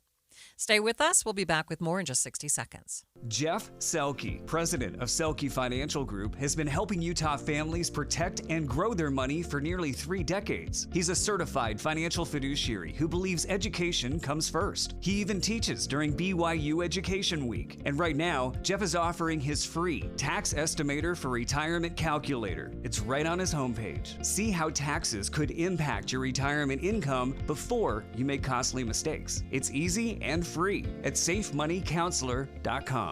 The KSL News Radio Movie Show comes to My Hearing Centers Friday from 10 to 1. But first, discover what My Hearing Centers can do for you. My Hearing Centers uses advanced technology to diagnose and treat hearing loss. These comprehensive evaluations determine the best treatment options. Then enjoy lifetime support with regular check-ins, cleaning, and maintenance. Call My Hearing Centers at 801-701-1629. 801-701-1629 for more details. My Hearing Centers has offices from Ogden to St. George. The United States is facing a mental health crisis, but there is hope.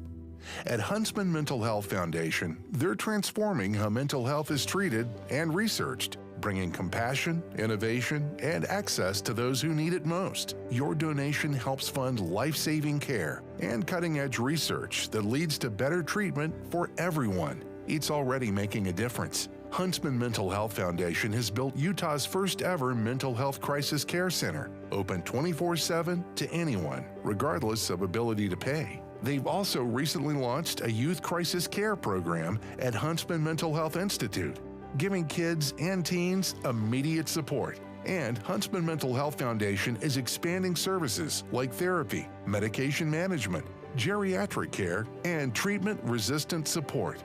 Join us. Be part of the change. Donate today at hmhf.org. That's hmhf.org. Bad driving habits are hard to break, but good driving habits are easy to form, especially when they can lead to a discount on your auto insurance. With Farm Bureau Financial Services, the safer you drive, the more you save. Drivers like you are saving an average of $321 per vehicle. So buckle up, learn more, and find an agent at fbfs.com/save.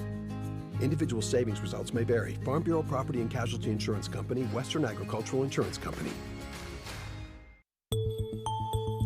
The attention may be on Greenland, but Gaza is at the heart of President Trump's new Board of Peace, tasked with keeping the ceasefire going between Israel and Hamas. Joining me live from Jerusalem is ABC's Jordana Miller. Jordana, thanks so much for being with us. Great to be with you. As you said, Gaza is one of the main centerpieces, really, of the Board of Peace, and one of its main aims is to essentially do nation building, really, in Gaza, to oversee the new technocratic government, as well as the huge challenge of disarming Hamas and then rebuilding, right? Setting up cities, repairing infrastructure, and as we saw Jared Kushner lay out as well after the president spoke at Davos at the signing ceremony, Kushner laid out a very ambitious plan to develop really Gaza from high rises that will really line the coast to residential buildings, industrial zones, a new port, a new airport, right? So really a major challenge project that they say will take 2 to 3 years to implement. Kind of describe for us what the current situation is right now there on the ground. Well, right now, thankfully, there really obviously is not intense combat like we saw during the war. The ceasefire is holding. There are some skirmishes or clashes here and there between the Israeli army and Hamas fighters, but more or less, the president's 20-point plan and the first part of it, this ceasefire, is holding. The Israeli army is sitting on about 50% of the Gaza Strip, what's called the Yellow Zone, and Hamas is on the other side, the other 50% on the western side, towards the coast. Hamas is reasserting their control in the part of Gaza that they're still in. What I mean by that is they are the ones who are controlling the streets, again, policing the streets, taxing people. They are back in power there. And I think that's one of the main challenges, again, to get Hamas to turn over its arms, destroy tunnels, et cetera, and we're also seeing a lot of humanitarian aid, thankfully, finally get into the Gaza Strip. There's been about a daily entry of about 600, 700 trucks. And the first time since the war started, there's the UN put out a report recently saying that there's no longer widespread hunger. So it's amazing news. All right. Jordana, thanks so much for being with us. Thank you. Talk soon. That is ABC's Jordana Miller reporting live from Jerusalem. The effort to expand the number of state Supreme Court justices is making its way through the legislature. We'll talk to KSL's legal analyst, Greg Skordas, about that. But first, it's traffic on KSL News Radio. It's brought to you by UCCU. Transfer savings, earn more. UCCU, love where you bank. Michelle? I-15 right now is running at posted speeds. We do still have the closure, though. This is in Ogden. Wall Avenue, 31st Street. All westbound traffic will be diverted because they are doing an emergency repair. Attention Wasatch Front businesses and property managers, don't wait for bad weather to schedule professional snow service with GoPave Utah. Your complete parking lot safety starts with GoPaveUtah.com. I'm Michelle Rowe in the KSL Traffic Center. Gold demand is skyrocketing to record highs. As more Americans rush to preserve their savings, will there be enough gold? I'm Dr. Ron Paul, and I believe physical gold is the only way to truly protect your 401k or IRA savings. Gold offers tangible security that can't be tracked, stolen, or inflated. That's why I strongly advocate for gold IRAs. To learn more, text the word SECURE to 989898 now. Birch Gold Group will send you a free info kit on gold IRAs. Birch Gold is the only gold company I trust, and their thousands of great reviews prove I'm not alone. So don't wait another second. Protect your retirement savings today and see how easy it is to move your IRA or 401k into physical precious metals. Text SECURE to the number 989898 for your free Gold IRA Info Kit. Again, SECURE to 989898. Message and data rates may apply. So as you can see here, the standard deviation compared to the beta tells a whole different story, which of course makes your Sortino ratios off the charts. I mean, where else can you find that geometric adhesion? Naturally, if the ex-dividend date hadn't passed, we'd be even better off, but aligning that with the quantitative technicals, you can see that the risk premium is dictating the pricing models we're currently following, which is really messed with our alpha numbers, but the PE ratios suggest keep going. I'm with you. Sometimes you just need straight common sense talk about your retirement. The Tax-Free Retirement Show. Saturday afternoons at 5. Career changers, including veterans and active duty service members. Your transition starts here. Go from GI to IT in a matter of months. Become a certified cyber warrior with training at My Computer Career. Cybersecurity specialists are in high demand, offering IT pros great opportunities and a rewarding lifestyle while protecting our people, liberty, and treasured institutions from cyber threats. Deploy your career in IT today at mycomputercareer.edu/CWP, an elite CompTIA certification partner. VA education benefits are available to those who qualify. You're still grooving, still connecting, still loving, still turning up, still thriving. You still got it, but your immune system, it weakens as you age. That's where vaccines come in. They help train and strengthen your immune response to fight off respiratory illnesses like flu, pneumococcal pneumonia, RSV, or COVID-19. Ask your doctor or pharmacist which vaccines you need. Book in minutes at vaxassist.com. Sponsored by Pfizer. You are listening to Midday. I'm Maria Shilaos. KSL News Radio has its eye on the Hill again today as a number of controversial bills get put under a microscope. Now, a proposal to expand the number of judges in Utah's appeals and state Supreme Court is getting its first hearing before a legislative committee today. It comes after a tumultuous few months between the legislature and the court system. I'm bringing in KSL's legal analyst, Greg Skordas. And Greg, help us all understand how we got here. Well, a couple of avenues, and you said it really well, Maria, but not the least of which is that the Utah Supreme Court has had 5 members for over 100 years. And so there is at least some notion that maybe it could be expanded because the size of our state has expanded. But more importantly, as you've referenced, there's been some contention between the legislature and the Supreme Court in terms of the court finding that certain legislation has been held in check as being unconstitutional. So I think there's some anger against the court by the legislature, and they want to expand the size of the court. I don't know how that would really make a difference, but they want to make the Supreme Court go from 5 members to 7, and the Court of Appeals go from 7 members to 9. So how will that impact decisions that come from the court? Well, I think the intent is that they'll be handled quicker, that having more court judges hearing cases will allow them to even hear more decisions and make more decisions.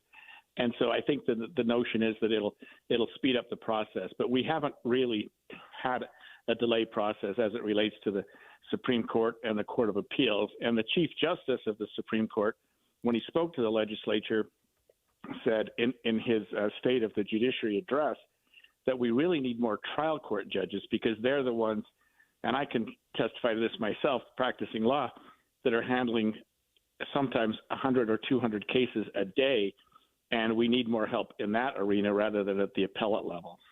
So we've heard from the Supreme Court Justice. Is there any reaction from organizations like the Utah Bar?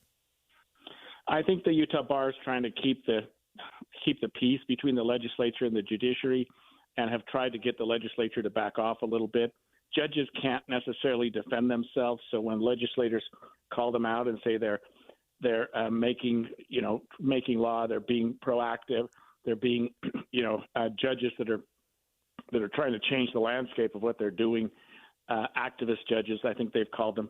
Judges can't say anything in return. Judges can't speak for themselves, so it puts them at a little bit of a disadvantage, and I'm just hoping that cooler heads will prevail eventually. So tell us a little bit about the makeup of the court and how adding justices would change that makeup.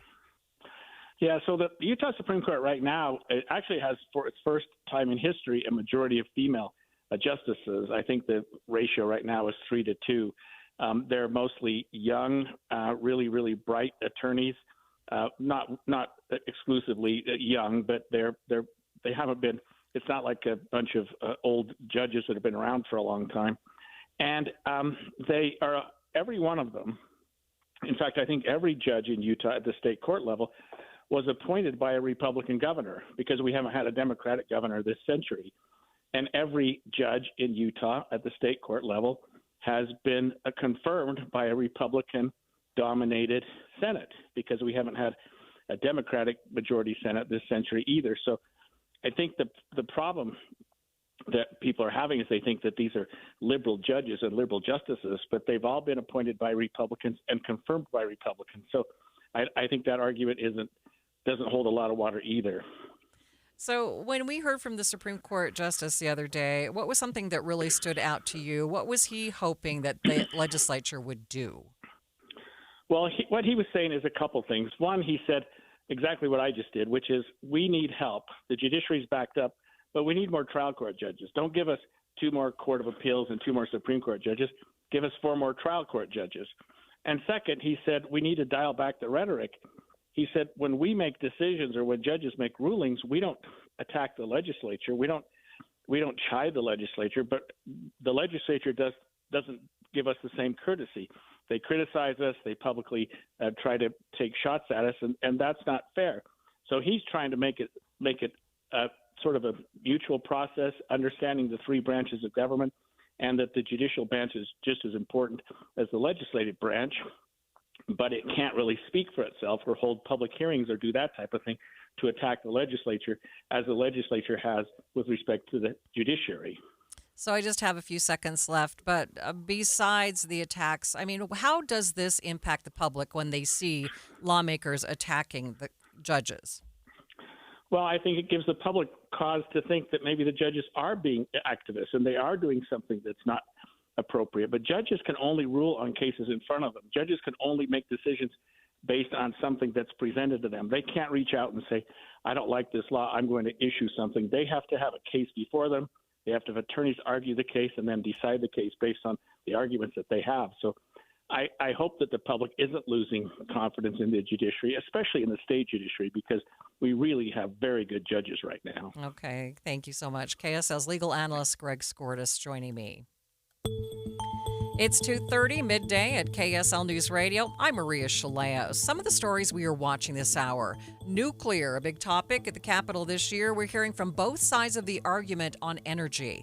Plus, Academy Award nominations out today and KSL traffic. Michelle? Still working on clearing up this road situation in Ogden. It's Wall Avenue, 31st Street, emergency road repairs. It's 2:30. ABC News, I'm Michelle Franzen. States across the country preparing for a dangerous winter storm sweeping across the nation from the southeast to the northeast. 5 governors already declaring states of emergency, including Georgia. Here's ABC's Jonathan O'Brien. All of the state's 159 counties are included in this order, and Governor Brian Kemp says while the forecast is still being fine-tuned, we're still expecting a major winter storm to impact much of Georgia. Ice is the biggest concern for state officials, and Kemp says he's putting 500 National Guard troops on standby. President Trump has filed a lawsuit against J.P. Morgan Chase and its CEO, Jamie Dimon, for $5 billion, alleging the bank closed his accounts for, quote, political and social motivations. In a statement to ABC News, J.P. Morgan says the suit has no merit and they will fight it in court. Vice President J.D. Vance on the ground in Minneapolis today defending ICE operations across the city. He called on local and state leaders to help lower the temperature and for protesters to remain peaceful. This is ABC News. KSL's top local story. Salt Lake City police have made a second arrest in the funeral shooting that killed 2 people and injured 6 others. KSL News Radio's Alexandria Bonilla reports. Obstruction of justice. That's what 22-year-old Ezekiel Isaiah Ty was booked for. Salt Lake City police say shortly after the shooting, security footage captured a GMC Yukon XL driving up, pulling 2 injured people inside the car, driving off, and then dropping them off at the University of Utah Hospital.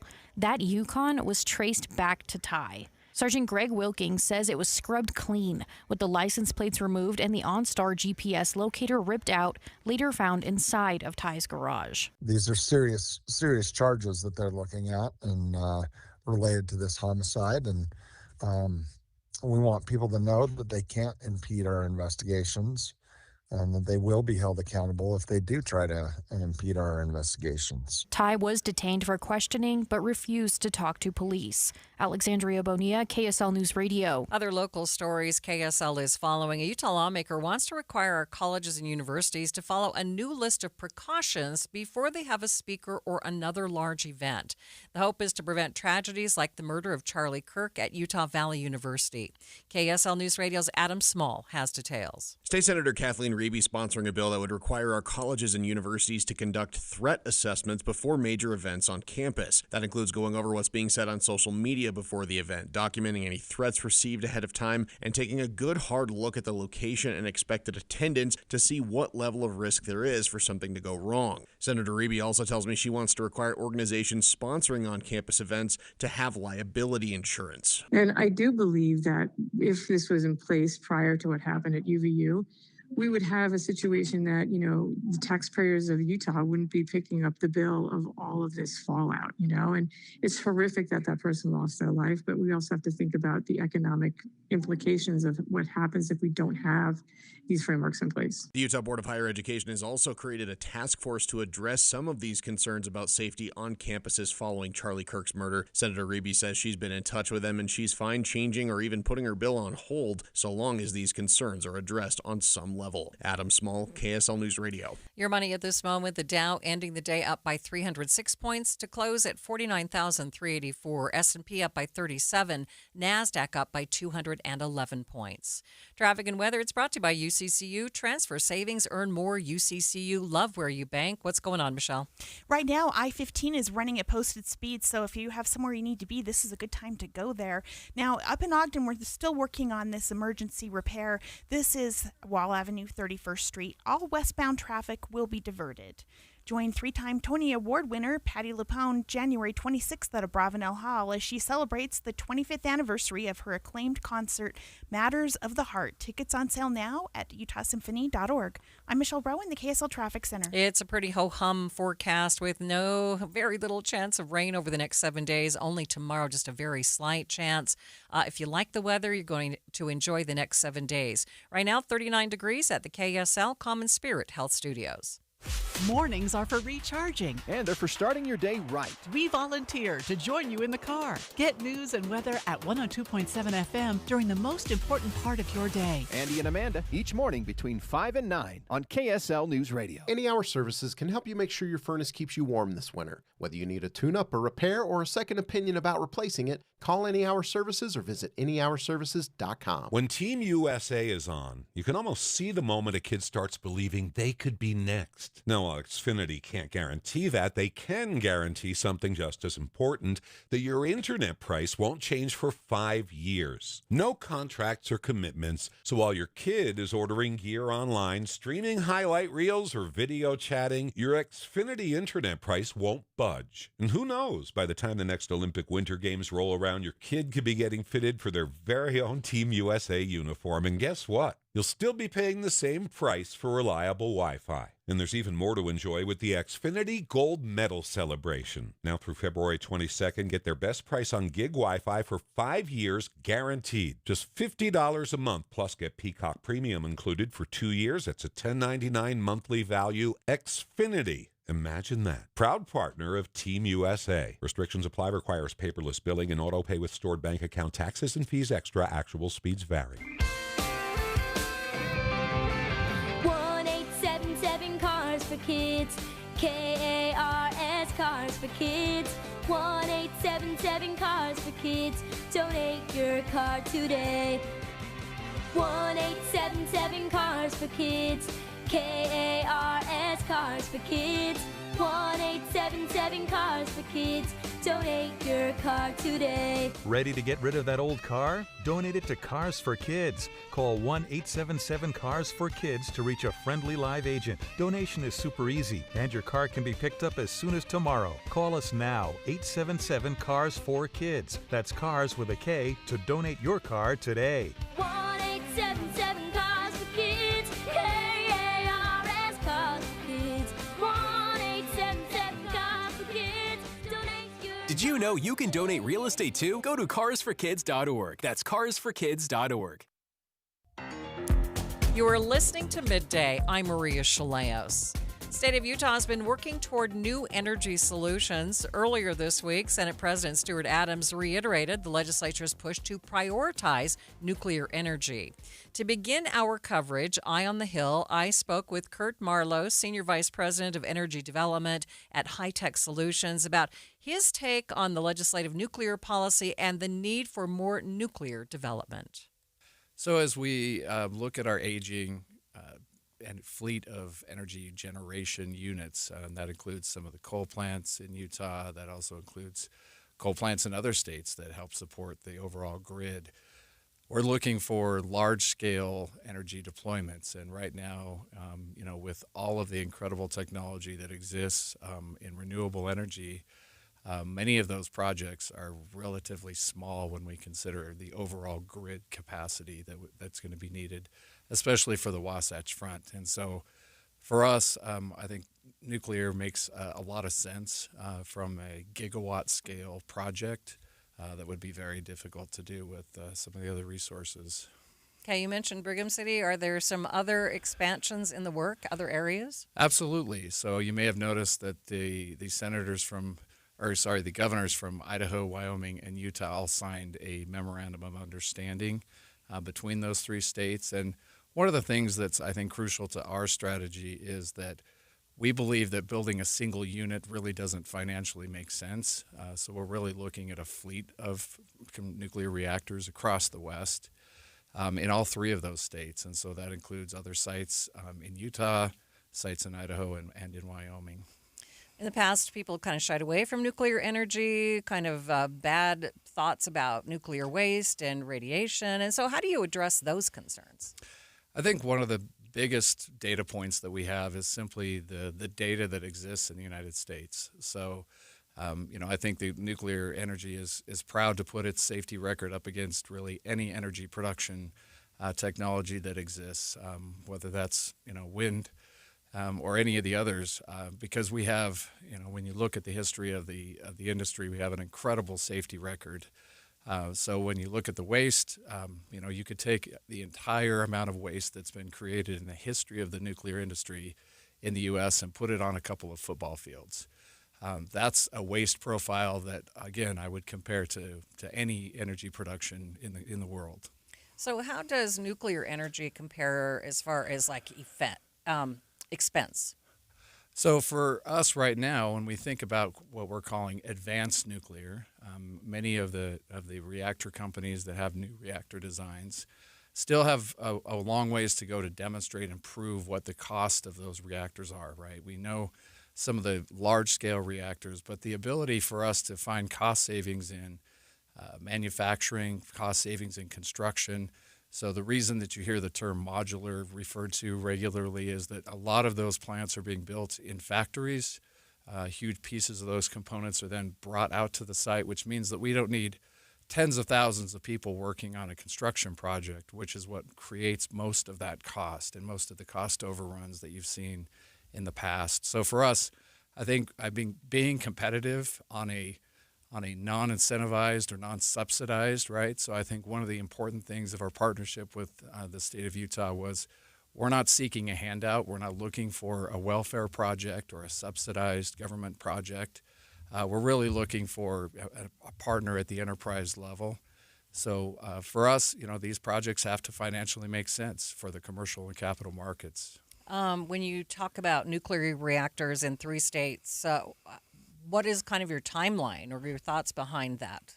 Our first projects would come online in the early 2030s. And I think, again, that's representative of the incredible safety relationship we have in the industry. And I think that, when people say, well, nuclear takes too long, one of the reasons it takes too long is we're, ultra safe. And so that means both on the engineering, the construction, commissioning, and operation of those plants, we're very, very careful. And so, the early plants coming online in the early 2030s and the rest of the fleet coming along by 2040, 2045, having multiple units up and running. So what are the safeguards that you've put in place? Those start clear back on the engineering and design side of the plant. So when we look at the type of fuel that's used, how that fuel is fabricated, making sure that that fuel is safe throughout the lifespan of the reactor operation, and that rolls into the way the plant's operated. High Tech Solutions currently has hundreds of people out in 80 different plants across the United States currently doing nuclear work. So, our workforce development piece has been strong for a long time. And that culture of safety kind of permeates, again, from the engineering into the construction, all through operations. So when these reactors do go online, what is being saved as far as other energy sources? Like, what are they replacing? For us, I think one is they're just replacing the fact that we need extra energy for growth, right? So we now have communities along the Wasatch Front, and I would name Brigham City as one of those, that has been unable to attract economic growth simply because of the lack of energy. So they've actually missed out on a number of opportunities of companies who have wanted to relocate and open offices there or open manufacturing facilities there, and haven't been able to because they don't have the energy available. And that's part of the issue. But we also have, again, coal plants across Colorado, Idaho, Wyoming, and Utah that are closing primarily not because they're not effective, but they're simply aging out. So some of those resources are 60 to 80 years old. And so being able to replace those simply as they age out, and that energy transition that we've been talking about, that kind of buzzword of transition that's been going on for a few years now, is really getting pushed to the limit with artificial intelligence and the compute requirements that are coming in. Kurt Marlowe is Senior Vice President of Energy Development at High Tech Solutions. Midday continues with the other side of the argument in just 60 seconds. This is the story of the one. As an HVAC technician, he and his digital multimeter are in high demand. So when a noisy office HVAC turns out to be a failing blower motor, he doesn't break a sweat. With Grainger's easy-to-use website and product information, he selects the product he needs to keep everything humming right along. Call 1-800-GRAINGER, click Grainger.com, or just stop by. Grainger, for the ones who get it done. You're still grooving, still connecting, still loving, still turning up, still thriving. You still got it, but your immune system, it weakens as you age. That's where vaccines come in. They help train and strengthen your immune response to fight off respiratory illnesses like flu, pneumococcal pneumonia, RSV, or COVID-19. Ask your doctor or pharmacist which vaccines you need. Book in minutes at vaxassist.com. Sponsored by Pfizer. High on the Hill, we are continuing our special coverage of energy bills on Capitol Hill this legislative session. For the break, we chatted with someone in the nuclear sector about the things that Utah wants to do to expand nuclear energy in the state. This segment, let's talk about the concerns that some Utahns have with those plans. Heal Utah focuses on clean air, clean energy, and radioactive and toxic exposures. The group's executive director, Lexi Tuddenham, joined me to talk about their concerns. We have a lot of concern about radioactive exposure in this state, and in particular, we know that as a downwind state, we do not want something like the resumption of nuclear testing. So there is a resolution out there opposing the resumption of nuclear testing, which would happen at the Nevada test site, and I think we just saw that come out last week. That's one that we're definitely supporting. And then in terms of nuclear waste, nuclear manufacturing, nuclear regulation, we're really seeing the state move to try to take over more authority from the federal level and bring it into the state level. I think we do need to increase capacity if we're going to go down this road, but there's a lot of concerns that we have around putting the cart before the horse, around things like saying that we're going to do reprocessing of used fuel, for example.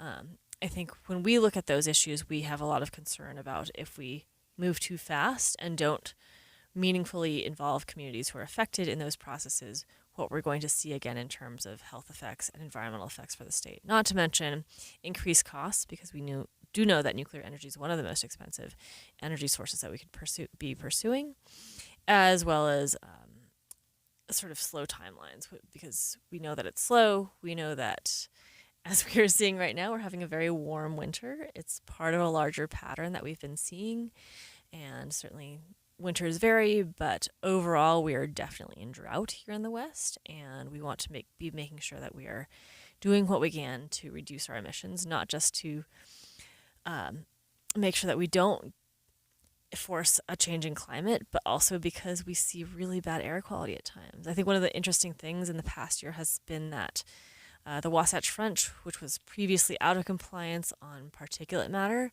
has recently come into compliance, which has been a good thing in terms of an overall trend of improvement. But as we have all seen in the last week and a half, that does not mean that the problem is solved. We have really poor air quality here on the Wasatch Front. It restricts our activities, it affects our economy, and ultimately it makes it a really hard place to want to raise kids. As I'm one of those people who has small children, and I'm not okay having them play outside when the air quality is really bad. And so we have to figure out better ways to reduce our emissions, to reduce tailpipe emissions in particular from things like vehicles, off-road vehicles, and so on.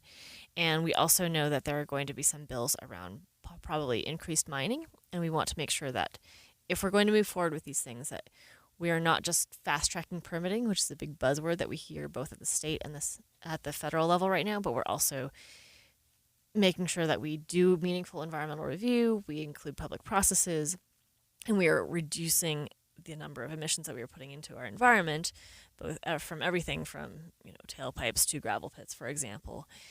And that has to happen through good regulation that is enforceable, well-funded, and to a high standard. Lexi Tuddenham is the executive director of HEAL Utah. Coming up, we'll talk with our resident movie expert about the Academy Award nominations that are out today. But first, it's traffic on KSL News Radio. It's brought to you by UCCU. Supercharger savings at uccu.com. Michelle? I-15 looking good. We are seeing building traffic, though. This is on Bangerter Highway. This is going from Glendale headed down into the West Valley area. And again, they're still working on road repairs. This is in Ogden, Wall Street, and 31st Street. Visit the Utah Boat Show and Water Sports Expo Thursday through Sunday, January 29th through February 1st at the Mountain America Expo. Buy tickets online at utahboatshow.com. I'm Michelle Rowe in the KSL Traffic Center. Amanda, I took my daughter with me to see Frozen at Hale Center Theater, and it was a magical experience. And I say that somewhat jokingly, but it was magical. I watched a woman transform a dress in a second right in front of my own eyes. I got snowed on indoors. Plus, there was all the songs that we both loved. Yeah, when that ice castle comes out of the floor, I have goosebumps now just thinking about that moment.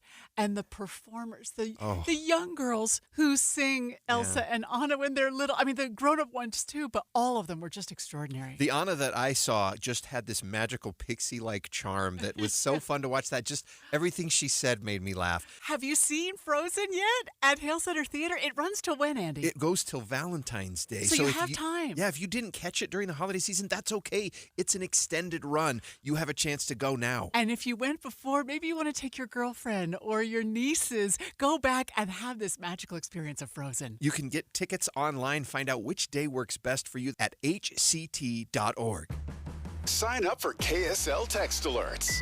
Get breaking news and traffic updates by texting the word news to 57500. Want access to exclusive contests? Text contest to 57500. Jazz fans, text the word jazz for breaking jazz updates. And Cougar fans, text BYU to 57500 for the latest on the Cougars. Message and data rates may apply. Hi, this is Derek Overstreet, president of the New Millennium Group and co-host of Stop Working, Start Living with KSL News Radio. Can you imagine what your life would be like if you could retire 3 to 5 years earlier than you thought possible? The things you could do, the loved ones you could spend time with, the memories that you could create.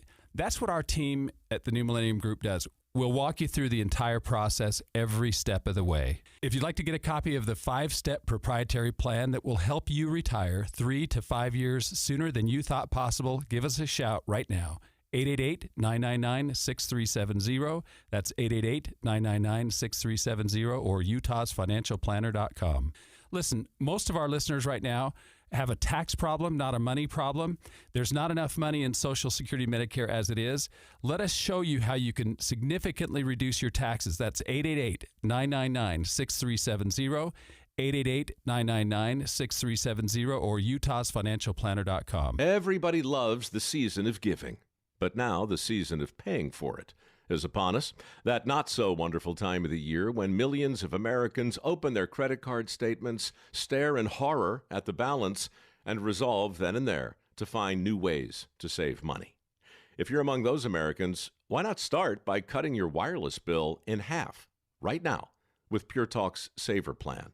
It's easy. You'll get unlimited talk, text, and 3 gigs of high-speed data on a super-fast, nationwide 5G network for just $20 a month. Just dial pound 250, say Mike Rowe, and you'll save an additional 50% off your first month. Ho, ho, ho! And if you're active or former military or a first responder, you'll save an additional 20% every single month.